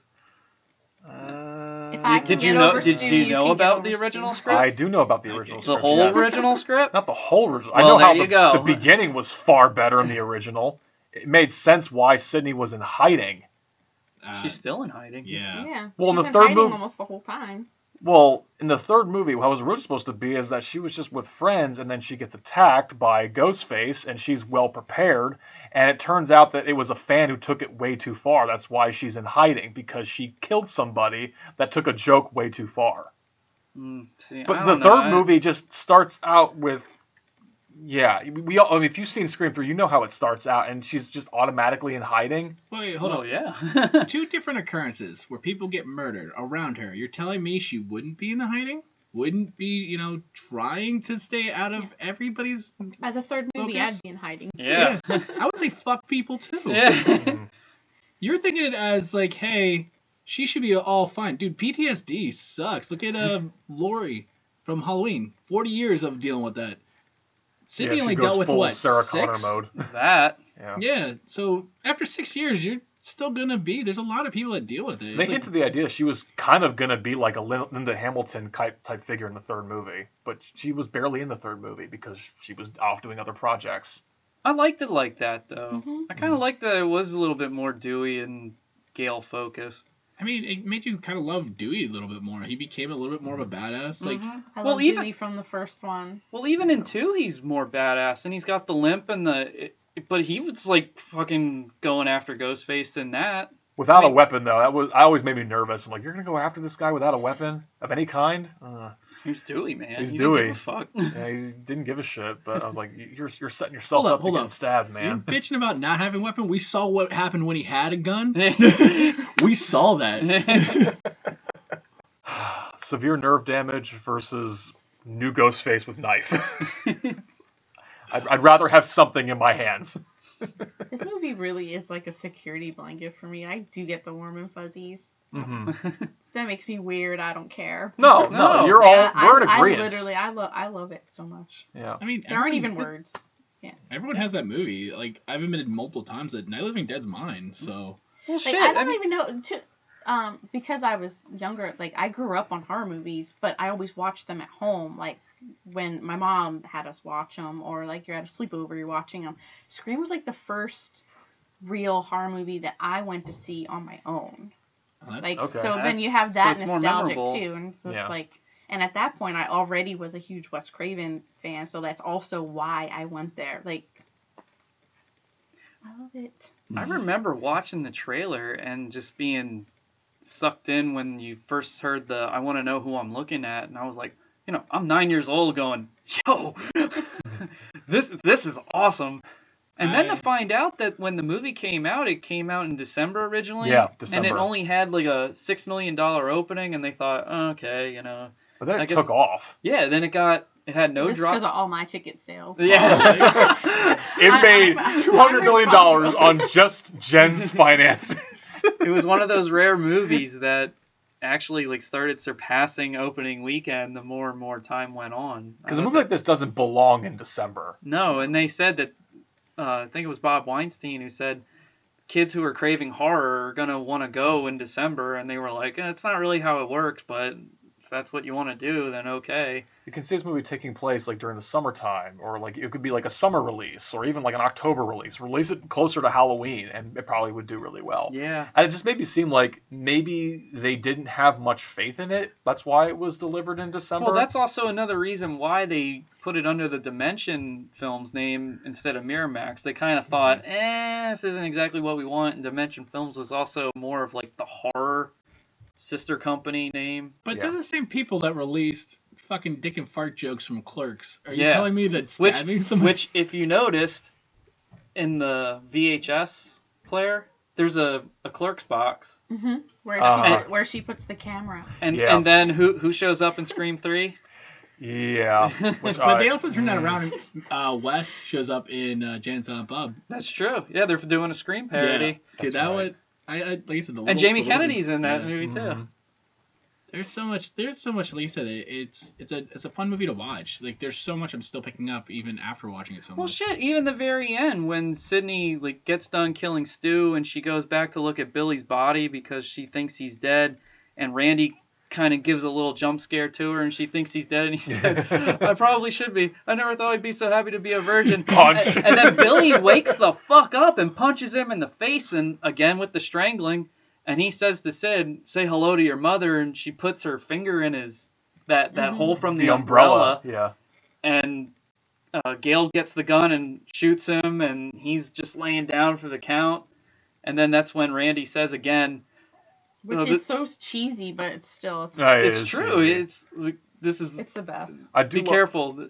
This is where the supposedly dead killer comes back for one last scare, and then Billy does the ha, and Nev just boom shoots him right in the head, and she goes, "Not in my movie." Oh, that's great. Badass line. I do love that shot though, where she sticks her finger in the umbrella wound. He's screaming in pain. The knife is right above him. It's super memorable. It's very memorable. And then he gets shot by the 9mm. Remember the safety that time, you bastard. And then it ends with Gale Weathers doing the report. She's all battered up and shit. And she even says, it all began with a scream in 911. It's like, I loved it. Scene. And it cuts to that really cool like farm view, because another nice thing about Scream is that the atmosphere is so nice. It looks like an area that you want to live. You know, the houses are nice. The environment's nice. like fresh air, clean grass, all this other like really nice stuff, and then you get vicious murders, and you're like, what? Small town, isolation, seclusion. Yeah. Fade to black. Ghostface. Wow, the other thing that actually stands out is the score. Not just the music. The score itself had like really played a big part in it as well. Mm-hmm. And I was surprised, like rewatching it, like how much it played into it. Like the building of the tension, everything was like it was spot on. Yeah. I like the score moment when Tatum's being attacked in the garage area. The beer's being thrown at him. I love that build. That's a really cool score. And then Halloween H2O fucking stole it, and it just made it look stupid. So I can't help but laugh at that scene where Tatum's throwing the beer bottles at Ghostface, and his reactions, like he gets hit in the nuts, and he's like, oh! And then the next one, he gets hit in the face, he's like, ah! Like all his goofiness. The dick shot wasn't supposed to happen. Oh, That wasn't supposed to happen? They had So it was genuine. That's good. They had X's in the wall where she was supposed to throw the bottles. When she threw it, it still hit him. I love it though. It fit because like she's putting it to him, and like her being the way she is, it was like the perfect scene because it's like, dude, she's a badass trying to take him out. And The what's freezer funny- door? And what's funnier too is, that's Billy. You do, yes. Like after the movie's done, it's like, wait, that's the Billy one? Like I could see Stu being like, but no, that's Billy. Yeah. I don't think Stu had the balls to kill his girlfriend. I think he totally would. He was just as nuts. I think he was even more dangerous, but just because it was like, yo, Stu, I'm your friend. You want to help me kill Sid's mom and then kill her? Okay. Peer Watch pressure. a few movies, take a few notes. It was fun. I told you, stoner. Yeah. But yeah, there's really stuff. not a bad scene in the movie. There's No. nitpicky stuff, but really nothing. It would essentially be cliche stuff, but it was for the. But cliche works, and it was intentional. Yeah. Exactly. But other than that, I mean, Yes. there were, like I said, the garage door scene, I was like, oh, okay, that's a little too much. But I still enjoy it because I know it's a movie. And it's a horror movie making fun of horror movies. Mm-hmm. And Yeah. then on top of it, I think the other nitpicky part that I'm just like, what? But it didn't bother me is when Ghostface is looking at Sid and Tatum at their house. oh yeah, and- chilling out in the bushes. Yeah. You know what, And though? in the I read grocery that store. it might not have even been one of the killers. because Exactly, at it that could have point- Probably the was kid just in the- another asshole, like Yeah. wearing the costume, Yeah. freaking people out. Mhm. So Because the other two were already like probably at the house getting ready. they've already established that costume, Father Death, was being sold at every fine dime store in the town. So there was no way to trace it. Yeah. It was so popular. Everyone had it. Kids running around the school. God. Which is a rec center. They were not allowed to film at a school.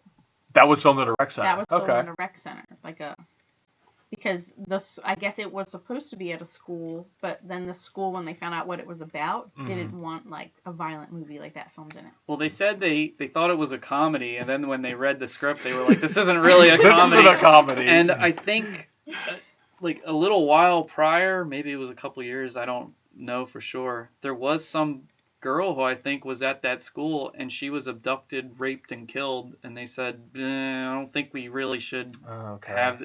They said they were open to filming. They've done films at the school. They just didn't want to be associated with the violent material, especially Yeah. with that stuff at the time. And even Wes Craven said, I can understand why, but he still had like a little bit of a sour Okay. Yeah. Okay. Also, I found out when Drew Barrymore says, when they talk about the Nightmare on Elm Street, and he says, guess my favorite movie, and she goes, oh, Nightmare on Elm Street. And Ghostface says, is that the one with the guy with knives for fingers? And they go, yeah, Freddy Krueger. Yeah, Freddy. I like that movie. It was scary. And she goes, well, the first one was, but the rest sucked. Wes said that was Drew. That wasn't even... That wasn't scripted. Yeah, he said that wasn't... Like, you think it was a dig because of how him and Bob Shea went at it, and Bob, like, kind of ripped him off for a few years, and it wasn't until New Nightmare where he said, here, let me give you some profits back, and like cut of the merchandise and things like that. We didn't like which is commendable to Bob Shea, by the way. We really hated how Freddy's Dead ended, so Yeah. let's end on a higher note. Let's bring you back one more time, Wes. Please. And then that meta-ness from New Nightmare carried over to Scream. Yeah, and a lot 2 of years ways later. it did. Even though Wes originally turned Scream down, and he was just kind of like, I don't know about that. I'm glad, because, well, you guys know how I feel about New Nightmare. Yeah. Not one of my faves. But I'm glad it ended with that, though. I am glad, too. Yeah. I mean, say what you will about it, but at least it's better than Freddy's Dead. Freddy's Dead is I like trash. Freddy's Dead because I love that it's so bad. I love that it's so It's so hard to watch. I can't watch so it. Good. Oh, I can't watch it. Oh, boy. Like the video game that's like the best. Now I'm playing with power. Got the power glove. Give me a break. Like boing. Okay, you brought Johnny Depp back to say, here's your brain, and here's your brain on drugs. I think that was like the best part of that whole movie. I don't know if there was a best part of that movie. The only good part, because then he gets knocked out Tom with a frying Arnold pan. and Roseanne. No, there's comedy gold in that movie. I love it. It's not meant to be a comedy. Look, I love horror, but I do prefer like the cheesy ones that make me laugh more. I admit, I still watch them. We all know I do. We all know. We know. I mean, I have gotten to the point, though, where, like, I've memorized them and I go, I'm just going to watch this scene. Like, there's no way in hell I'm going to watch Jason Goes to Hell the whole way through. I still watch Scream all the way through. Yeah. I don't blame. My son literally will come down. At any time he'll come down and that movie will be on. And the one time he looked at me, he's like, "You have a problem." I'm like, But, you know, that's the thing about Scream, is that it is this linear story, and it moves it along. It doesn't really backtrack at all. That's what's nice about it. It flows really nice. It keeps your attention mine too. throughout I the whole keep it time. on when I'm drawing because I like to have the TV on when I'm like drawing or painting, and for that I don't even have to look up. Yeah. Scream, I know Scream by heart. Every single frame, every single word. I'm equally as entertained. I don't have to look up. I can keep drawing and I can keep painting, and I know exactly what's happening. So I would never put on something I've never seen before, because then I'd be distracted and keep looking up. But That's how I am, too.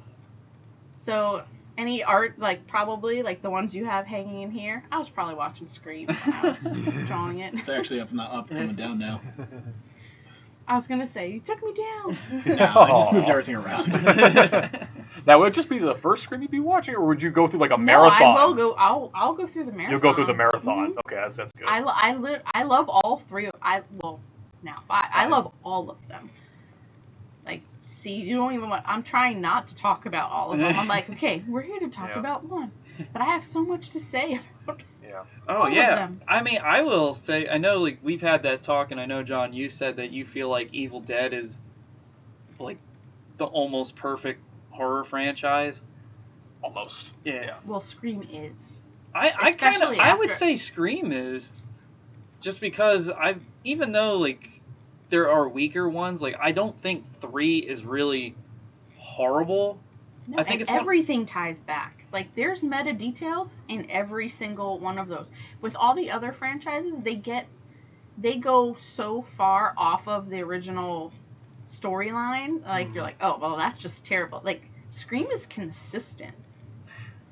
I'm not giving spoilers, but I absolutely love 5, and I would probably go see it just as many times as I saw the first one. I did enjoy Because of 5. nostalgia. I had a smile on my face that whole time. Like, I got every single reference. I found every single Easter egg. And I told you, there is a scene where there's a background person that looks like me. I even turned to Corey, I'm like, that girl looks like me. There's that popular meme where it's a split screen of you as a kid watching the first Scream, and then you as an adult watching Scream 5. Same look. Yep, same look. I was like, Yeah. that is 100% me. And I wouldn't be lying. Yeah, I had the same exact reaction. Every single, like, that's why we had a whole row, because people were waiting to go see it with me. We had a whole row of people, so then I'm like, now these people are going to have to fight who's sitting next to me. Like, my friends that actually went with me to see the first one, you know, they have kids now. Like, their youngest, loves Scream as much as me and knows how much I love Scream. Like, he insisted on sitting next to me. Like, it was an event. Hell, Jeff and I, we were so pumped when Mahoning Drive-In had Freddy Fest 3 going on. They had Wes Craven's Nightmare on Elm Street original on 35mm, and they advertised Scream was going to be right after it. I was away that I was so bummed. That was like my perfect That's what we Mahoning said. weekend. We were like, dude, you can't get much better than these two Wes Craven classics. And then Scream was being re-released for the 25th anniversary that same weekend. And I think that's why Mahoning had to pull it, because when they announced, due to like for unforeseen circumstances that are beyond our control, we have to pull Scream. And I sent him that, and we're still salty about it to this day. I would be too. Listen, Prom Night 2 is not a... It's not a worthy adversary. That doesn't make any sense to me. Yeah. That just They makes had no to find sense to me. something. They were just because Jamie Lee Curtis, Scream Queen. Like, They why don't you just put the replaced one first with Prom other- Night in? Because it's referenced in Scream a couple times. Why don't you just put the first movie in there? Well, they also Why had the to, sequel? They also had to find something fast. I guess. I don't. I didn't even know there was a sequel to Prom Night. I didn't know that either. Until that. I think 4. Holy Are fuck. you? I shouldn't be surprised. Every installment has 3 or 4 sequels. Every one of them. But none as good as Scream's. Yeah. I mean, I'm going to always argue that Evil Dead is always going to be up there.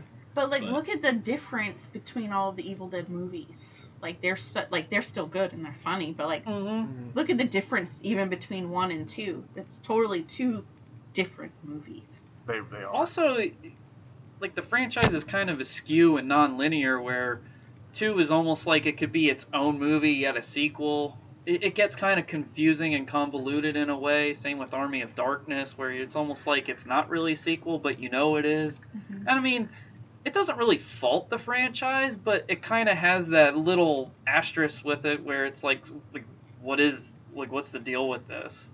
When Scream is just story, and it just moves the franchise along, and you know it's making fun of, like, when 4 came around, it was making fun of that generation that just wanted cheap ass fame, and they'll like throw blood to get just like, hey, look at me with the camera, Found lifestyle of the footage. rich It and was making famous. fun of found footage Yeah. films because they were everywhere. It was making fun of found footage. It was making fun of the remakes. You know, like I said, the generational like hunger and thirst for fame. And then this one was making fun of the Scream 5. I mean, was making fun of the legacy characters and the fuck the other sequels. Here's the real 2. Kind of like Halloween 2018. What are they calling it? They were mocking The our threequel generation. or something? Yeah. I was a little Yeah. offended. No, it was like almost like a reboot. I'm trying to remember what they actually called it in the movie, because that's what it is. It's because what Force Awakens did. It's exactly what Ghostbusters did. Mhm. It's using legacy characters to A requel. Yes. Requel. That's They what- call it's it a a requel. remake sequel. Yeah, and Yeah. that's exactly what everyone's doing right now. From 2018 Halloween, now it's all of a sudden a big thing, which is funny. That wasn't even the first one that did the requel. Yeah. Texas Chainsaw was one of them, and How many times? well, But no, they perfected it because I would say even Leprechaun. Oh, God. you know, they perfected the like I can't even tell you, like, I actually almost get emotional about it. Like, I think Wes Craven would be so proud I of think what so they too. did because, like you said upstairs, like, you wouldn't even know. You would think Wes Craven did that. They Yeah. put so much detail Mhm. into every single one of those movies. They didn't get anything wrong. No. Like, normally, like, I'd pick that out right away. Like, Yeah. everything was so flawless. Like, it's so seamless. And the tributes to Wes in general with him in that, Yeah. like they said, Sydney lived on Elm Street, Mhm. and there Yeah. was even an Elm Street sign. Mhm. That was just like the obvious ones that You I can caught. tell these directors like studied the other films like crime scene footage to make sure they got everything right. And they didn't one up Wes Craven. They named that character Wes so that they could have that For Wes banner at the party. Yeah. Like, The one sister's name is Carpenter, obviously Mhm. John Carpenter. All right, I'm gonna give this one spoiler wave. When I figured out her name was Sam Loomis, I died. I laughed so hard. Yeah. And then even that night, I sent a picture No, to Sam Carpenter. Sam Carpenter. It's No. not Sam Loomis. Because you don't. Billy Loomis is her father, and I put, Yeah, well, that, yeah. That's why I said the one spoiler I did give away. I go spoiler out of context, and I sent a Sam Loomis to these two, Yep. and I just laughed because I'm like, I even leaned over to Lexi. I'm like sitting there going, so wait, her name is Sam Loomis. And she's like, what? I go, Sam Loomis. Dr. Sam Yeah. Loomis. Dr. Sam Loomis. I don't. And she's like, oh. Shaking my head. But See, I'm so excited about every single one of those little details. Also, what we didn't really talk about was, even though it's different villains throughout the series, Ghostface is a kick-ass villain. Mm-hmm. Like, Yeah. the look of it, that mysterious Ghostface, kind of sad, in a Grim Reaper type outfit. Instead of a sickle, it's a knife. It's really, like, he had, like, so much theatrics in it that even though, and he's human. He's human. And Yeah. it could be anybody. Exactly. Yes. So he's technically scarier. If you see Jason Voorhees coming at you or Freddy, you're gonna know that's Freddy. That's You're gonna them. know. Yeah. Imagine Jason or Freddy in a Ghostface outfit, though. Oh my god. I'm actually speechless because I'm sitting there going, well, I could probably tell because Freddy's still gonna use the glove and Jason the machete. Jason's Jason like wouldn't 8 fit in feet it. tall. Yeah. This is like Michael down by his Myers pulls knees. off the Ghostface mask and has the William Shatner Yeah. mask on. Michael, it's you! I was wondering why I shot him 6 times and he didn't die. I was supposed to shoot him in the head. But I actually, There's the one someone on thing, the way. the one thing I do like about it, it actually, like you said, is shapeless. But it's funny that they put a little bit of like sparkle on it. That was to catch the light. Yeah, I was like, I thought that was actually kind of cool though. But it's just weird because I'm like, most killers, like you said, it was like a bland tunic. Well, they want you to know that it's like a drugstore bought costume, so they're gonna just looks like that cheap material. Yeah. Looks like the The styrofoam on the windscreen. Yeah, actually, it's kind of shimmery. Yeah. Stuff. I'm still holding the knife. I know. You've been holding the knife this whole I know, like, time. even when you're talking, you're like stabbing the air. I'm I'm stabbing sitting- the air. And you still I haven't do, I stabbed talk one with of my us yet. hands. So actually, it's helping me out. Also, I said this to Jeff before, in our like best horror performances, I've always felt like Neve Campbell didn't really get the credit for the actual performance that she gave. And I think everybody in general, I think, really gave a huge standout performance. I mean, if it wasn't, I can't imagine the cast being different. Mm-mm. I mean, that was such a great core of casting. I mean, like, yeah, you could say that guys like Stu and Randy were over the top, but yet in high school we knew people like that. Oh, were absolutely. constantly like Stu and that. Randy are my two favorites. They're still my two favorites. And on top of it, usually when you talk to people like that and they get over dramatic about every expression and everything, it usually means they're hiding something. That's why, like, I don't understand how people don't realize when you watch the news and you see a bunch of people that are obviously telling lies, and then they got their hands up or they're getting loud right away, like they gotta get aggressive and fight. That's usually a tell in anybody that they're lying. Which you conveniently say after we just said how I'm passionately talking about Scream, waving the knife in the air. Yeah, but you got a prop. Jeff's Italian, so that's why his hands are moving in the air. So you got a prop, you got an Italian, and I'm just using my hands right now to point out the fact. I'm trying not to have like a Ricky Bobby thing where I don't know what to do with my hands. Oh my god. Sorry, when you thought that, you ever noticed that when I take pictures, I don't know what to do with my hands, so I just grab the bottom of my shirt?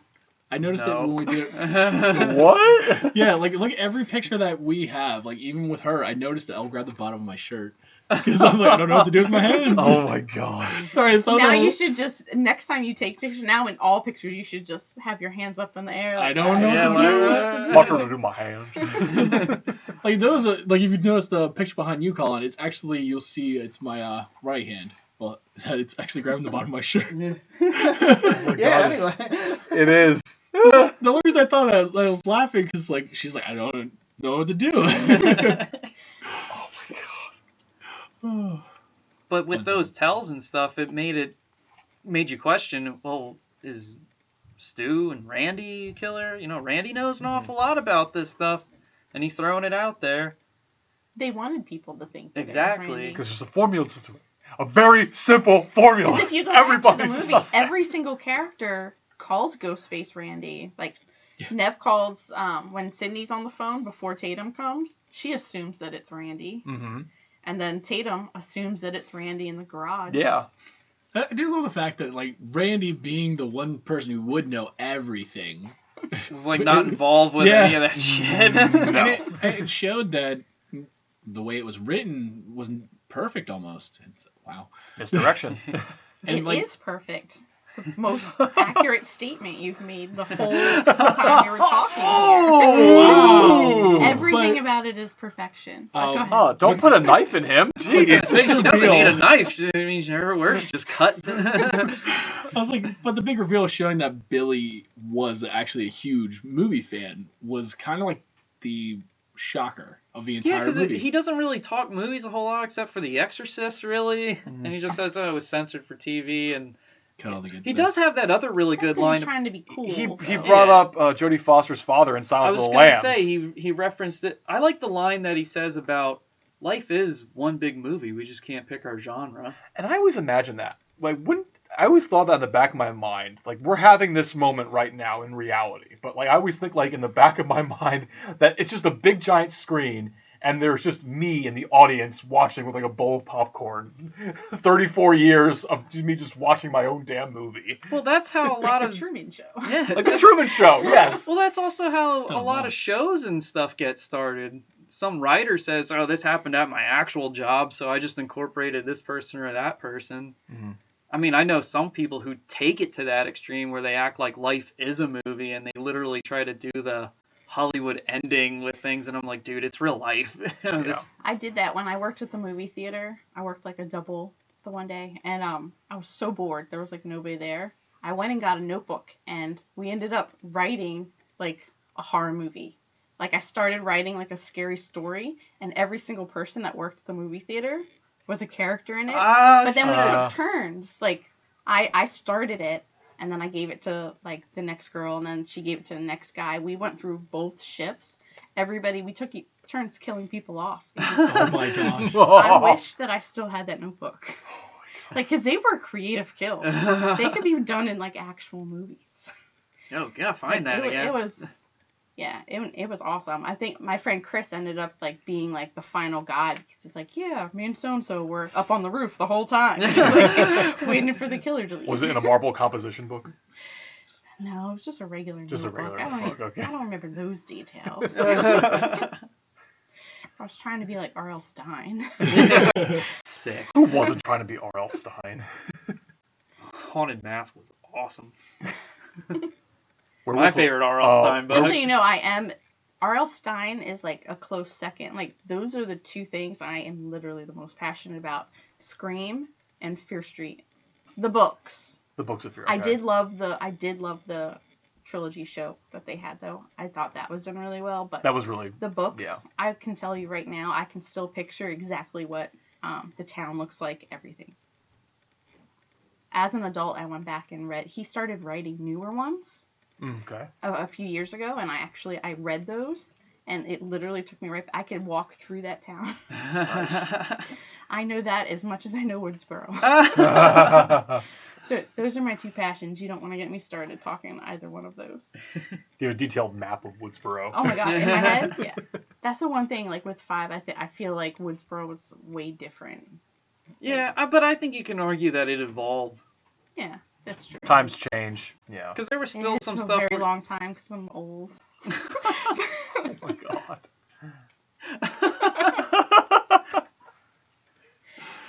Well, look, it's been like 11 years since like 4. 4, yeah. Think of how many like. It's a long time. And it was on that 10-year gap. It was Scream 3 was 2000, I think. It was 2000. Yep. And then 2011 was Scream 4, and now 2022 we got Scream 5. So wait, is the next one going to be where they're all in a retirement home and someone just pops up that... Well, no, because they're new people now. Listen, we 2033. As we all know, somehow Sydney and Gail are going to still be involved. They might actually bring back Stu, be like, he's been here the whole time. Can't move. He's been locked up in an asylum. His face is distorted from the back of the TV. By 6, Nev's going to be like, I'm done with this. Yeah. I'm done with this. I'm she's gonna actually look like Lori from. Yeah. Oh my god. No, Wait, because she wait. doesn't age. Well, hold on. I was just gonna say she No, doesn't age. Yeah. She looked amazing. Maybe it's because really she's didn't Canadian. age. I don't know.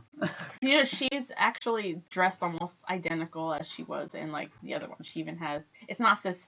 I saw a thing saying about all the similarities, like Easter egg, whatever. They're like, oh, she's in the exact same coat as she is in 3. I'm like, no, there's clearly a difference. There's a silver button You're just there not that's looking not clear in the enough other to pay one. attention. It's the same color and it's leather. That's all.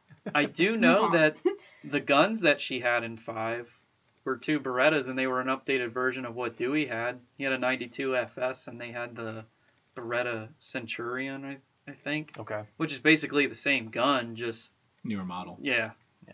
And it was that house where they used it, so I was like, Yeah. details, Detail. legacy, you know. So many details. Before we continue giving out spoilers, how about we finish up with favorite scene? Ever seen? I have 2.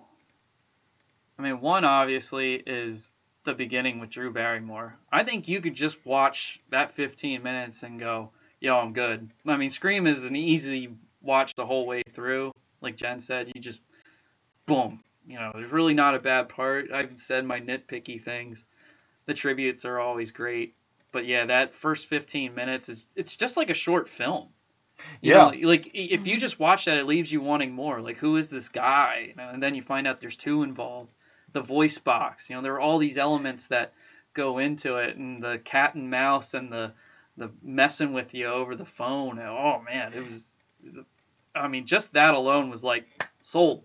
It almost could be like a pitch to a studio, like, okay, we filmed this, but we want to have more funding. And it We'd kind like of to was. continue this story. It kind of was. They wanted to fire Wes Craven at one point, and then they showed him that first 15 minutes, and they said, wow, this is awesome, incredible. And I agree. It's that alone right there just sucks you in. Yeah. Because your main character that you think is the main character dies, and Drew Barrymore, I got to give her credit too, that she had a hell of a performance at the beginning, and if it wasn't for her performance selling that either, and it's just her being her for a paycheck, well, it wouldn't have done much. It didn't seem like she was there for a paycheck. I mean, she had to be careful because she was already dealing with the repercussions of being blacklisted a couple years ago, so it's like, you're not getting many opportunities.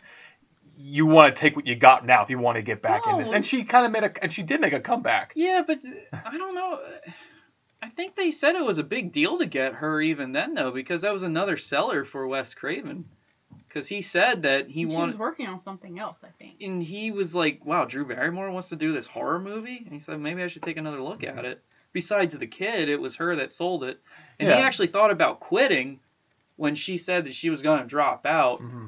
And then she said, no, I still want to be in it, but I can only do this, and then pitch the idea. That detail makes it better than Hell any other yeah, it movie. does. That you're gonna kill off your most popular, like, because everybody else was, nobody was famous. You can make an argument for Courtney Cox because of the TV show Friends. That was really popular, so getting I've had her Party involved. of Five. I actually remember watching that because my sister watched Party of Five. I still when I watch saw The Friends Craft. every day, So does and Jackie. I still laugh as hard as I did the first time. So.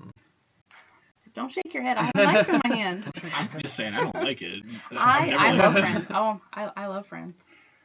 My second favorite scene is actually the part where Wes Craven has his cameo in the Freddy outfit. Would you call me? Huh? I remember when I first saw that because everybody knows I'm definitely afraid of Freddy. And I was like, is that who I think it is?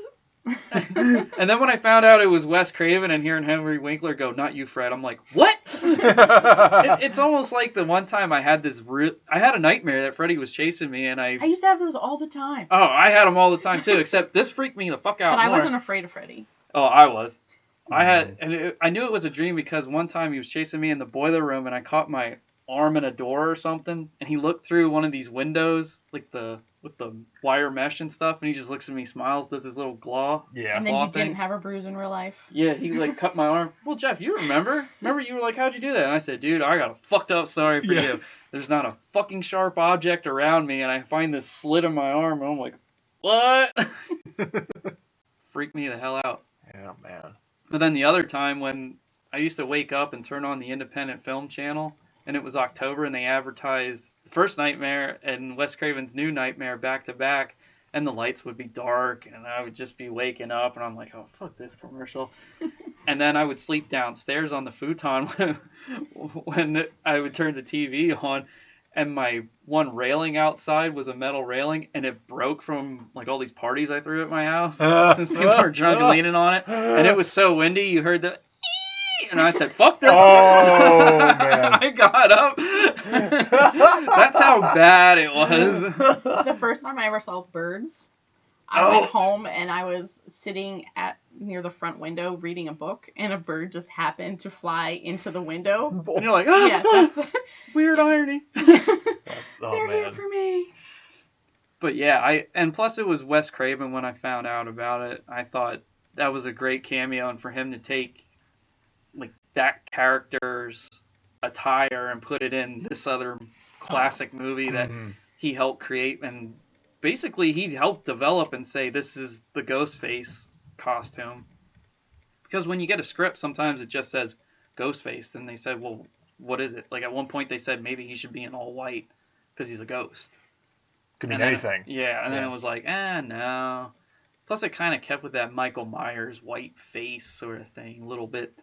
Nothing to it except this almost sad in a way. With the black outfit, he could hide himself in darkness, but with a white outfit, he'd stick out like a sore thumb. Exactly. Like, you could see him coming a mile away. So. But yeah, those are my two favorite scenes. Nice. My favorite scene, I don't have a least favorite scene. Everything is great. My favorite scene easily is the kitchen sequence. The kitchen sequence when the plot is coming full circle, when you have the iconic lines of Stu being ridiculously and amazingly over the top, and it works for him, the motive reveal, everything coming to fruition just in that kitchen sequence. At first, I didn't get why they were stabbing each other. When I first saw the movie, I thought it was just, they're insane. They're just stabbing each other, but they're doing it for a reason. They're trying to make it seem as though Sidney's father is the killer. So they have to have battle scars if they want to survive this.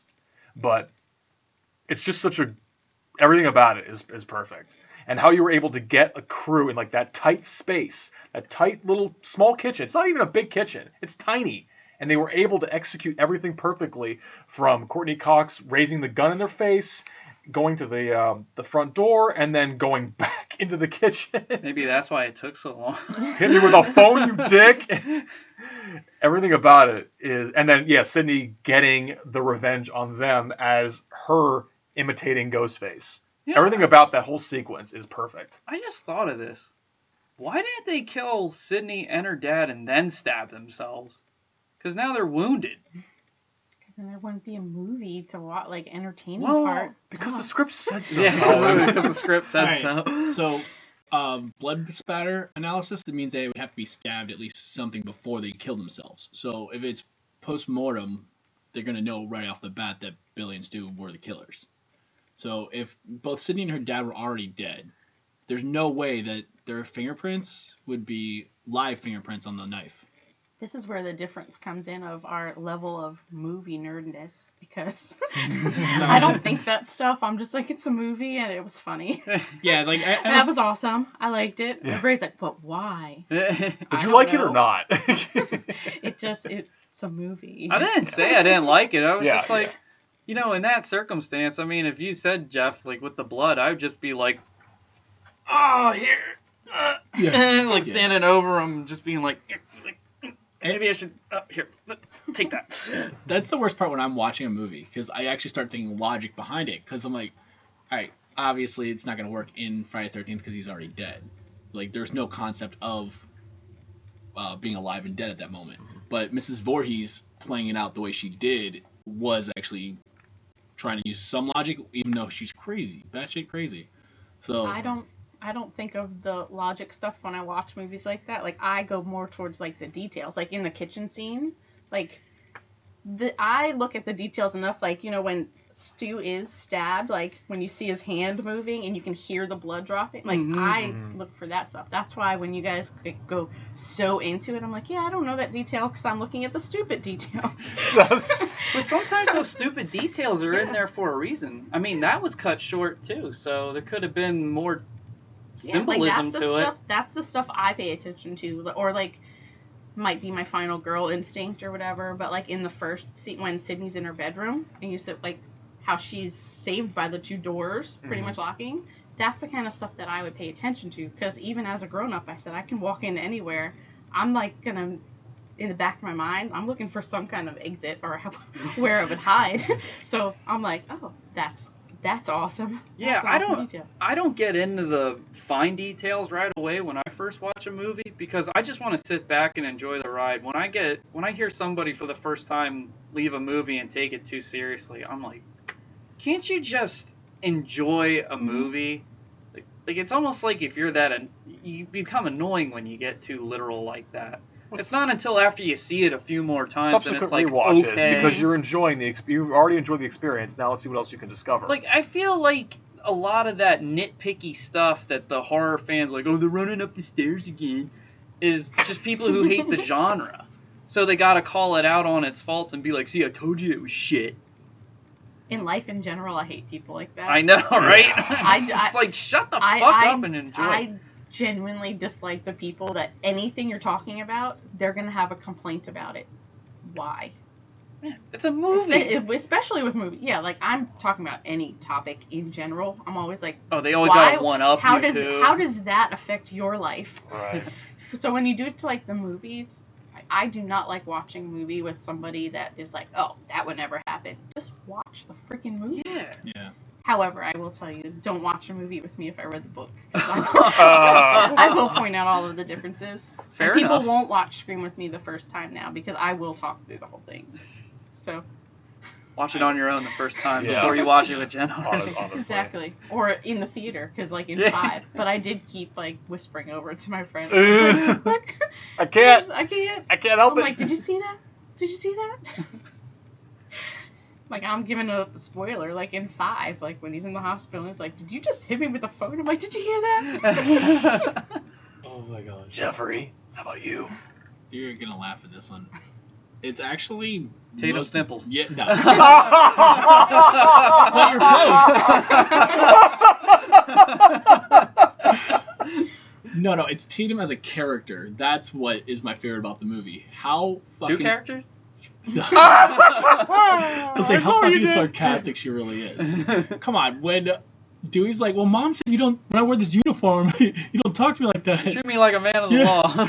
I died. Janitor's your Yeah, that one line sold me right there because I'm like, the fact that she just said that in front of his boss. Yeah, but it is the scene with the beer bottles and everything leading up to the door because she's actually still fighting back even though... Rose McGowan kicked ass in the movie. Uh-huh. You know, I don't think she ever gets one of those credits for being as good of an actress as she is. But, I mean, everything I've seen her in, she does really good. And that's another thing about these movies, is that the victims, supposed victims, they fight back.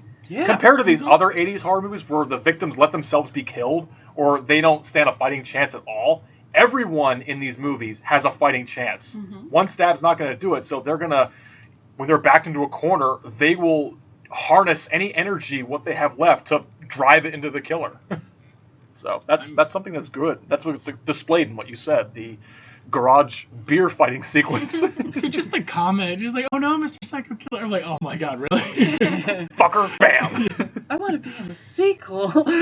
I would feel like that would be something that would be coming out of my mouth because I think that's what would happen. I mean, she did bring a great comedic moment when Ghostface is, like I said, getting hit by the beer bottles, and he's like, oh, Which I think is awesome that the shot to the nuts was genuine. I also laugh when you hear Billy yelling for Sid when he's getting hauled off to the police precinct, and he's like, you just hear the, Sid! It says Sydney.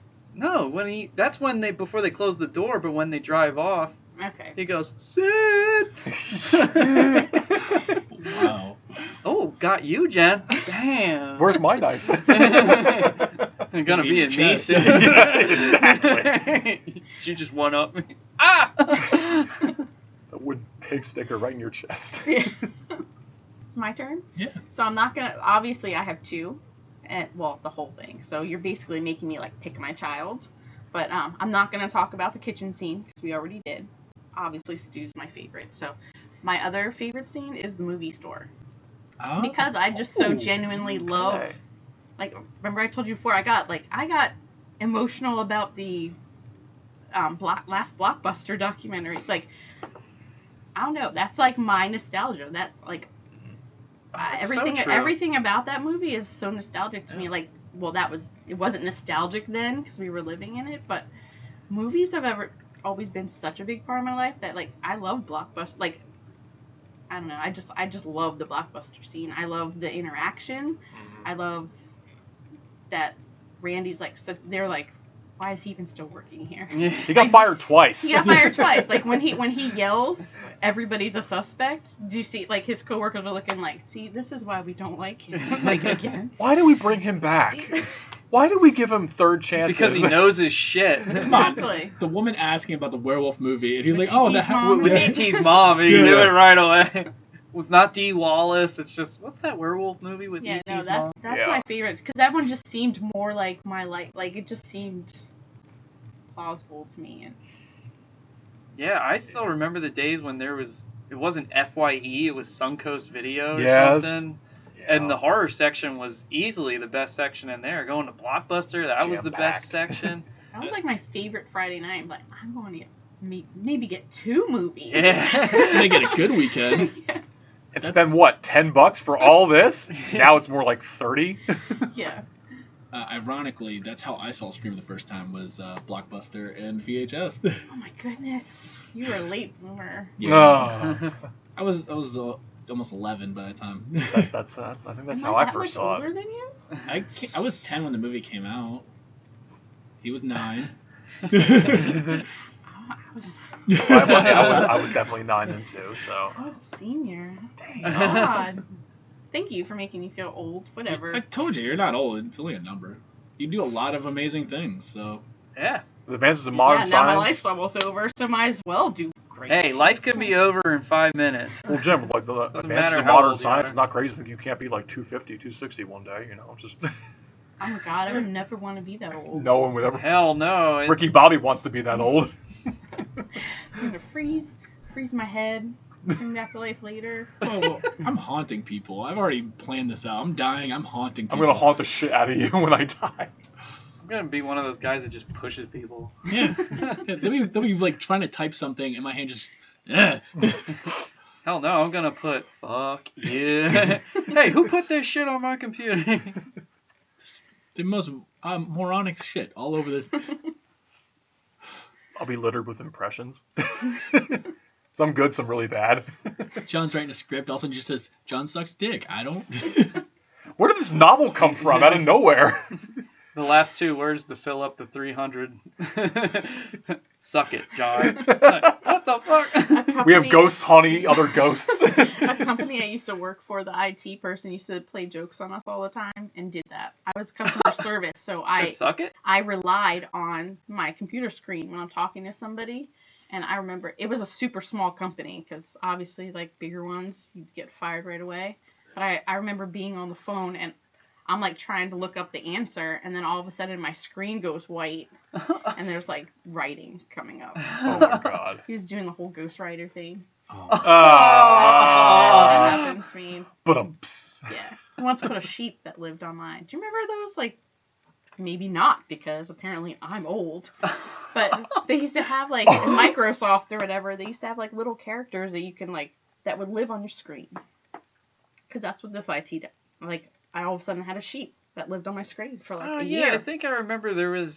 He would walk down he would, like, no matter what website I had up, he would always be walking around. He'd stop and eat the grass. Sometimes he came flaming from the corner down. I think I remember somebody had... It was like an orange ape or a purple ape or something. And I was like, I think I remember that too. This was a goat or a sheep, one of those.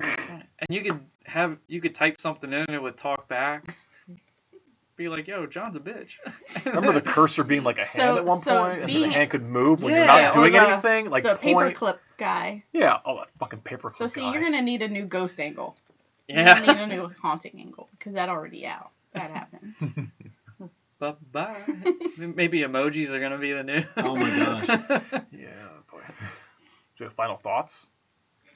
All I gotta say is it's hands down one of the better horror movies out there.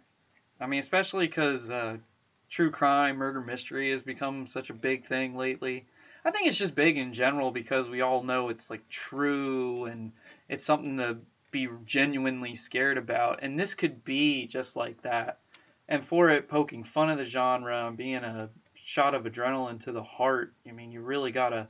And I think without, even though the Weinsteins are despicable people, they really did like do something for the genre, and that I will say, like as a movie fan and as a horror fan of that, I respect that. But I mean, they're pieces of shit. But you can't really say anything about Scream without mentioning it, unfortunately, because they are that. I'll be honest, I had no idea who actually owned the rights to this franchise until I sat on the big screen watching Scream 5, and it was Paramount that now currently owns the rights. I had no idea. I didn't know for a while either. I didn't even know after 4 they lost them, but I was like, oh, Paramount, you're still around. Okay, all right. We got Paramount Plus now. So. My movie nerdness isn't at that height, so I don't even notice that stuff. Yeah. The symbol with the mountain and the stars is Paramount. The Viacom But production. I don't pay attention to that, because by that point, I'm already just That's like reveling in 5 how much I seconds love into the movie. movie. her But adrenaline was high, Jeff. those are the details I don't pay attention to. It's shitty details anyway. It Really. is. I'm for the storyline. Start the movie. Enough of this 15 minutes of Let's get the trailers phone and ringing. previews. I like trailers and previews, actually. Okay. I am a fan. I'm a commercial fan too. I don't like when people like go through the commercials. I don't like previews that Listen. show trailers with the wrong type when of movie. I started going to art school, my main goal was to do advertising, so that like I naturally gravitate toward. I'm a fan of things that people create, so that's why like I don't really like I like documentaries, but as far as shows go, I don't like in my house they watch cooking shows all day. Like I like them sometimes, but like I would prefer to watch something that has a plot that somebody wrote, that somebody acted. Like I like the creative, like anything, even like music. I could love a song. I could tell you that if I watched that song being created, I love that. I love the process. I love the process of creating art. Yeah, same. Like I love the Nice. process of Same people here. writing a book, like how they have to do each character individually before they even write it out. Like I just enjoy the creative aspect of it.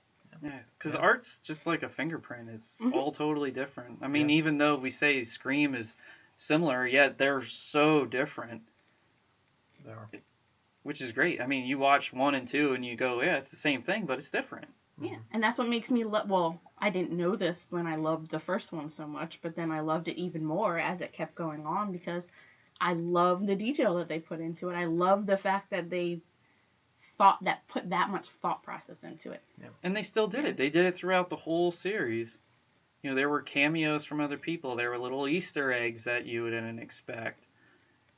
It's really cool how it's like the whole series really is an homage to horror in general. It is. And Scream is also like that magician that reveals all the secrets in a horror film.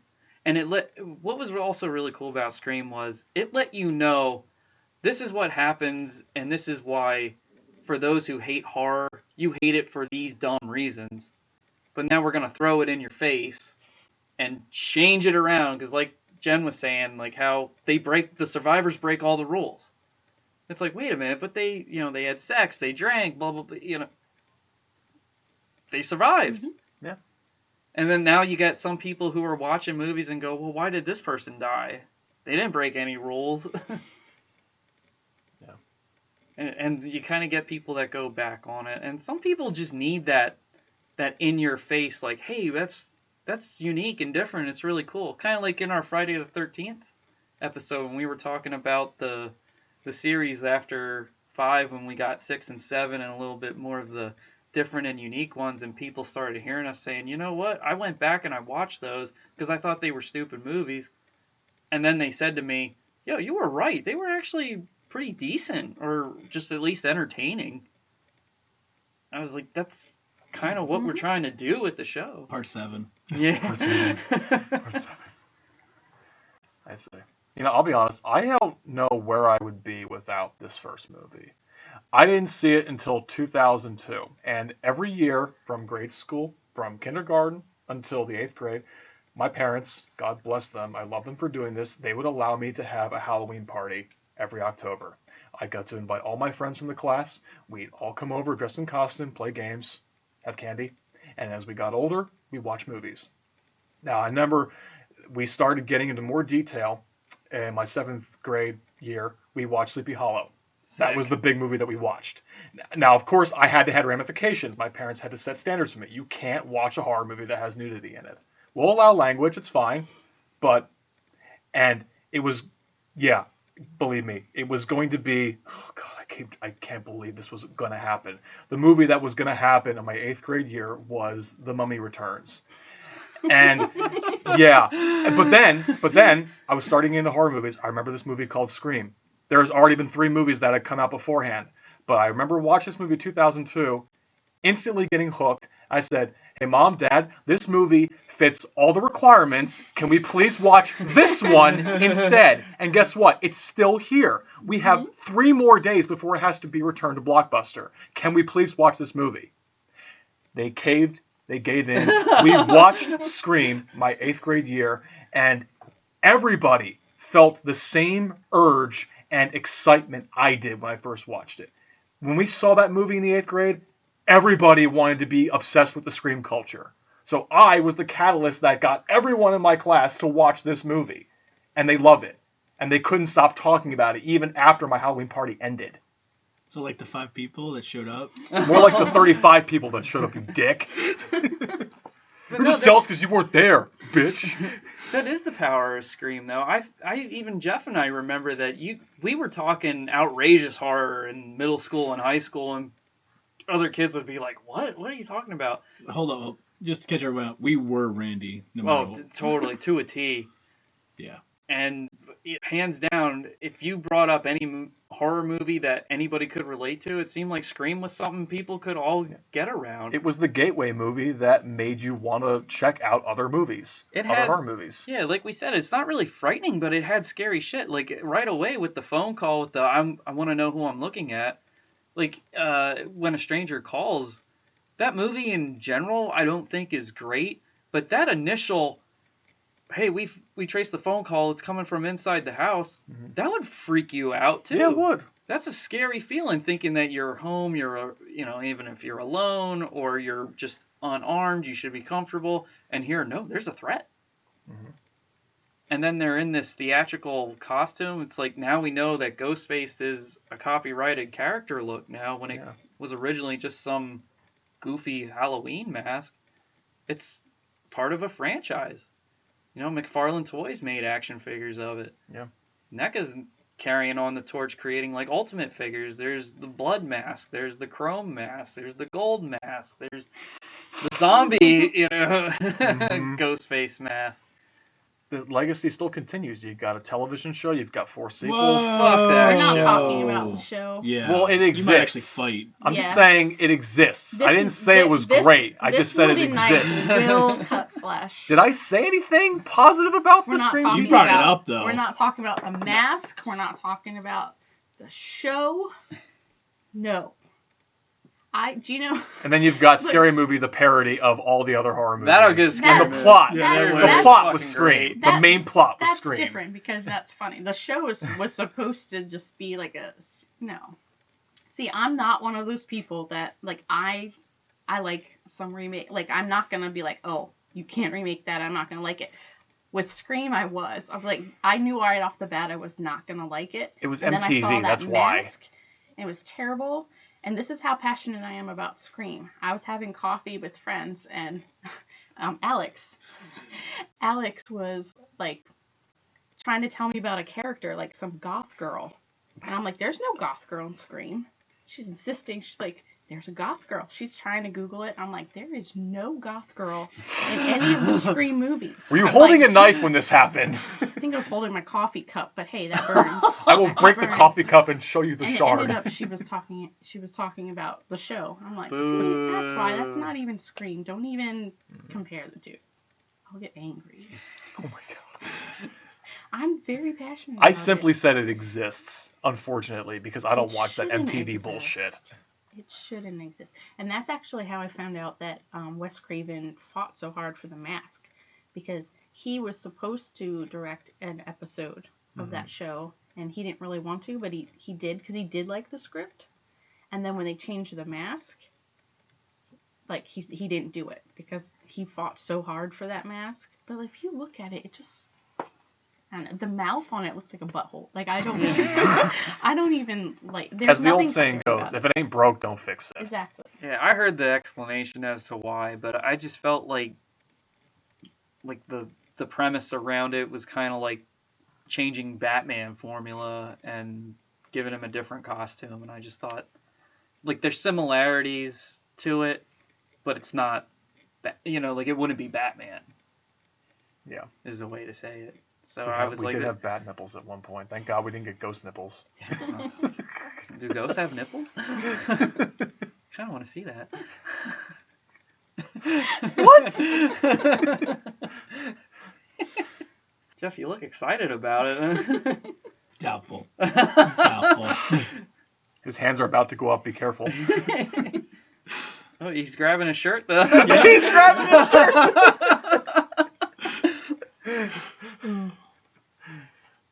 Yeah. I don't even have final thoughts, because everybody knows my final thoughts. Yeah. Actually, talking about it, though, just gave me a... As you're pointing the knife directly at us. It actually made me I'm like, should I be embarrassed about... Because I love Scream so much, and anybody that knows me know that. But people that don't know me that well still know that, to the point where they kind of make Scream my identity. I'm like, is that sad? Wait, so you're the Scream girl? I am the Scream girl. That's for anybody awesome. that knows me. I think the three of us will say that's awesome, though. The Scream Queen? I have to be. I don't think anybody has seen the movie more than me. They can't. If there's somebody that has seen that movie more than me, then they have no life and literally sit there all day, all night, watching that movie. Subsequent over and over repeat, again. 24 hours a day. Well, I officially dubbed Jenn Harding Film Asylum Scream Queen at Cinema Sanitarium Productions, and I do it today on our Scream episode. So, congratulations, Yay. Do I Jenn. get like a crown? Yay. Now you get a bloody knife. It's not bloody yet. After we... We'll have to take care of that when we stop. You get many splinters. And we just hear, this is for that Return of the Living Dead. This is you for mentioning the TV show! So bad. They might bring the show back. No. I heard. No. They were waiting to see how this did, and because it's being taken so well, they might bring that back. I'm like, why?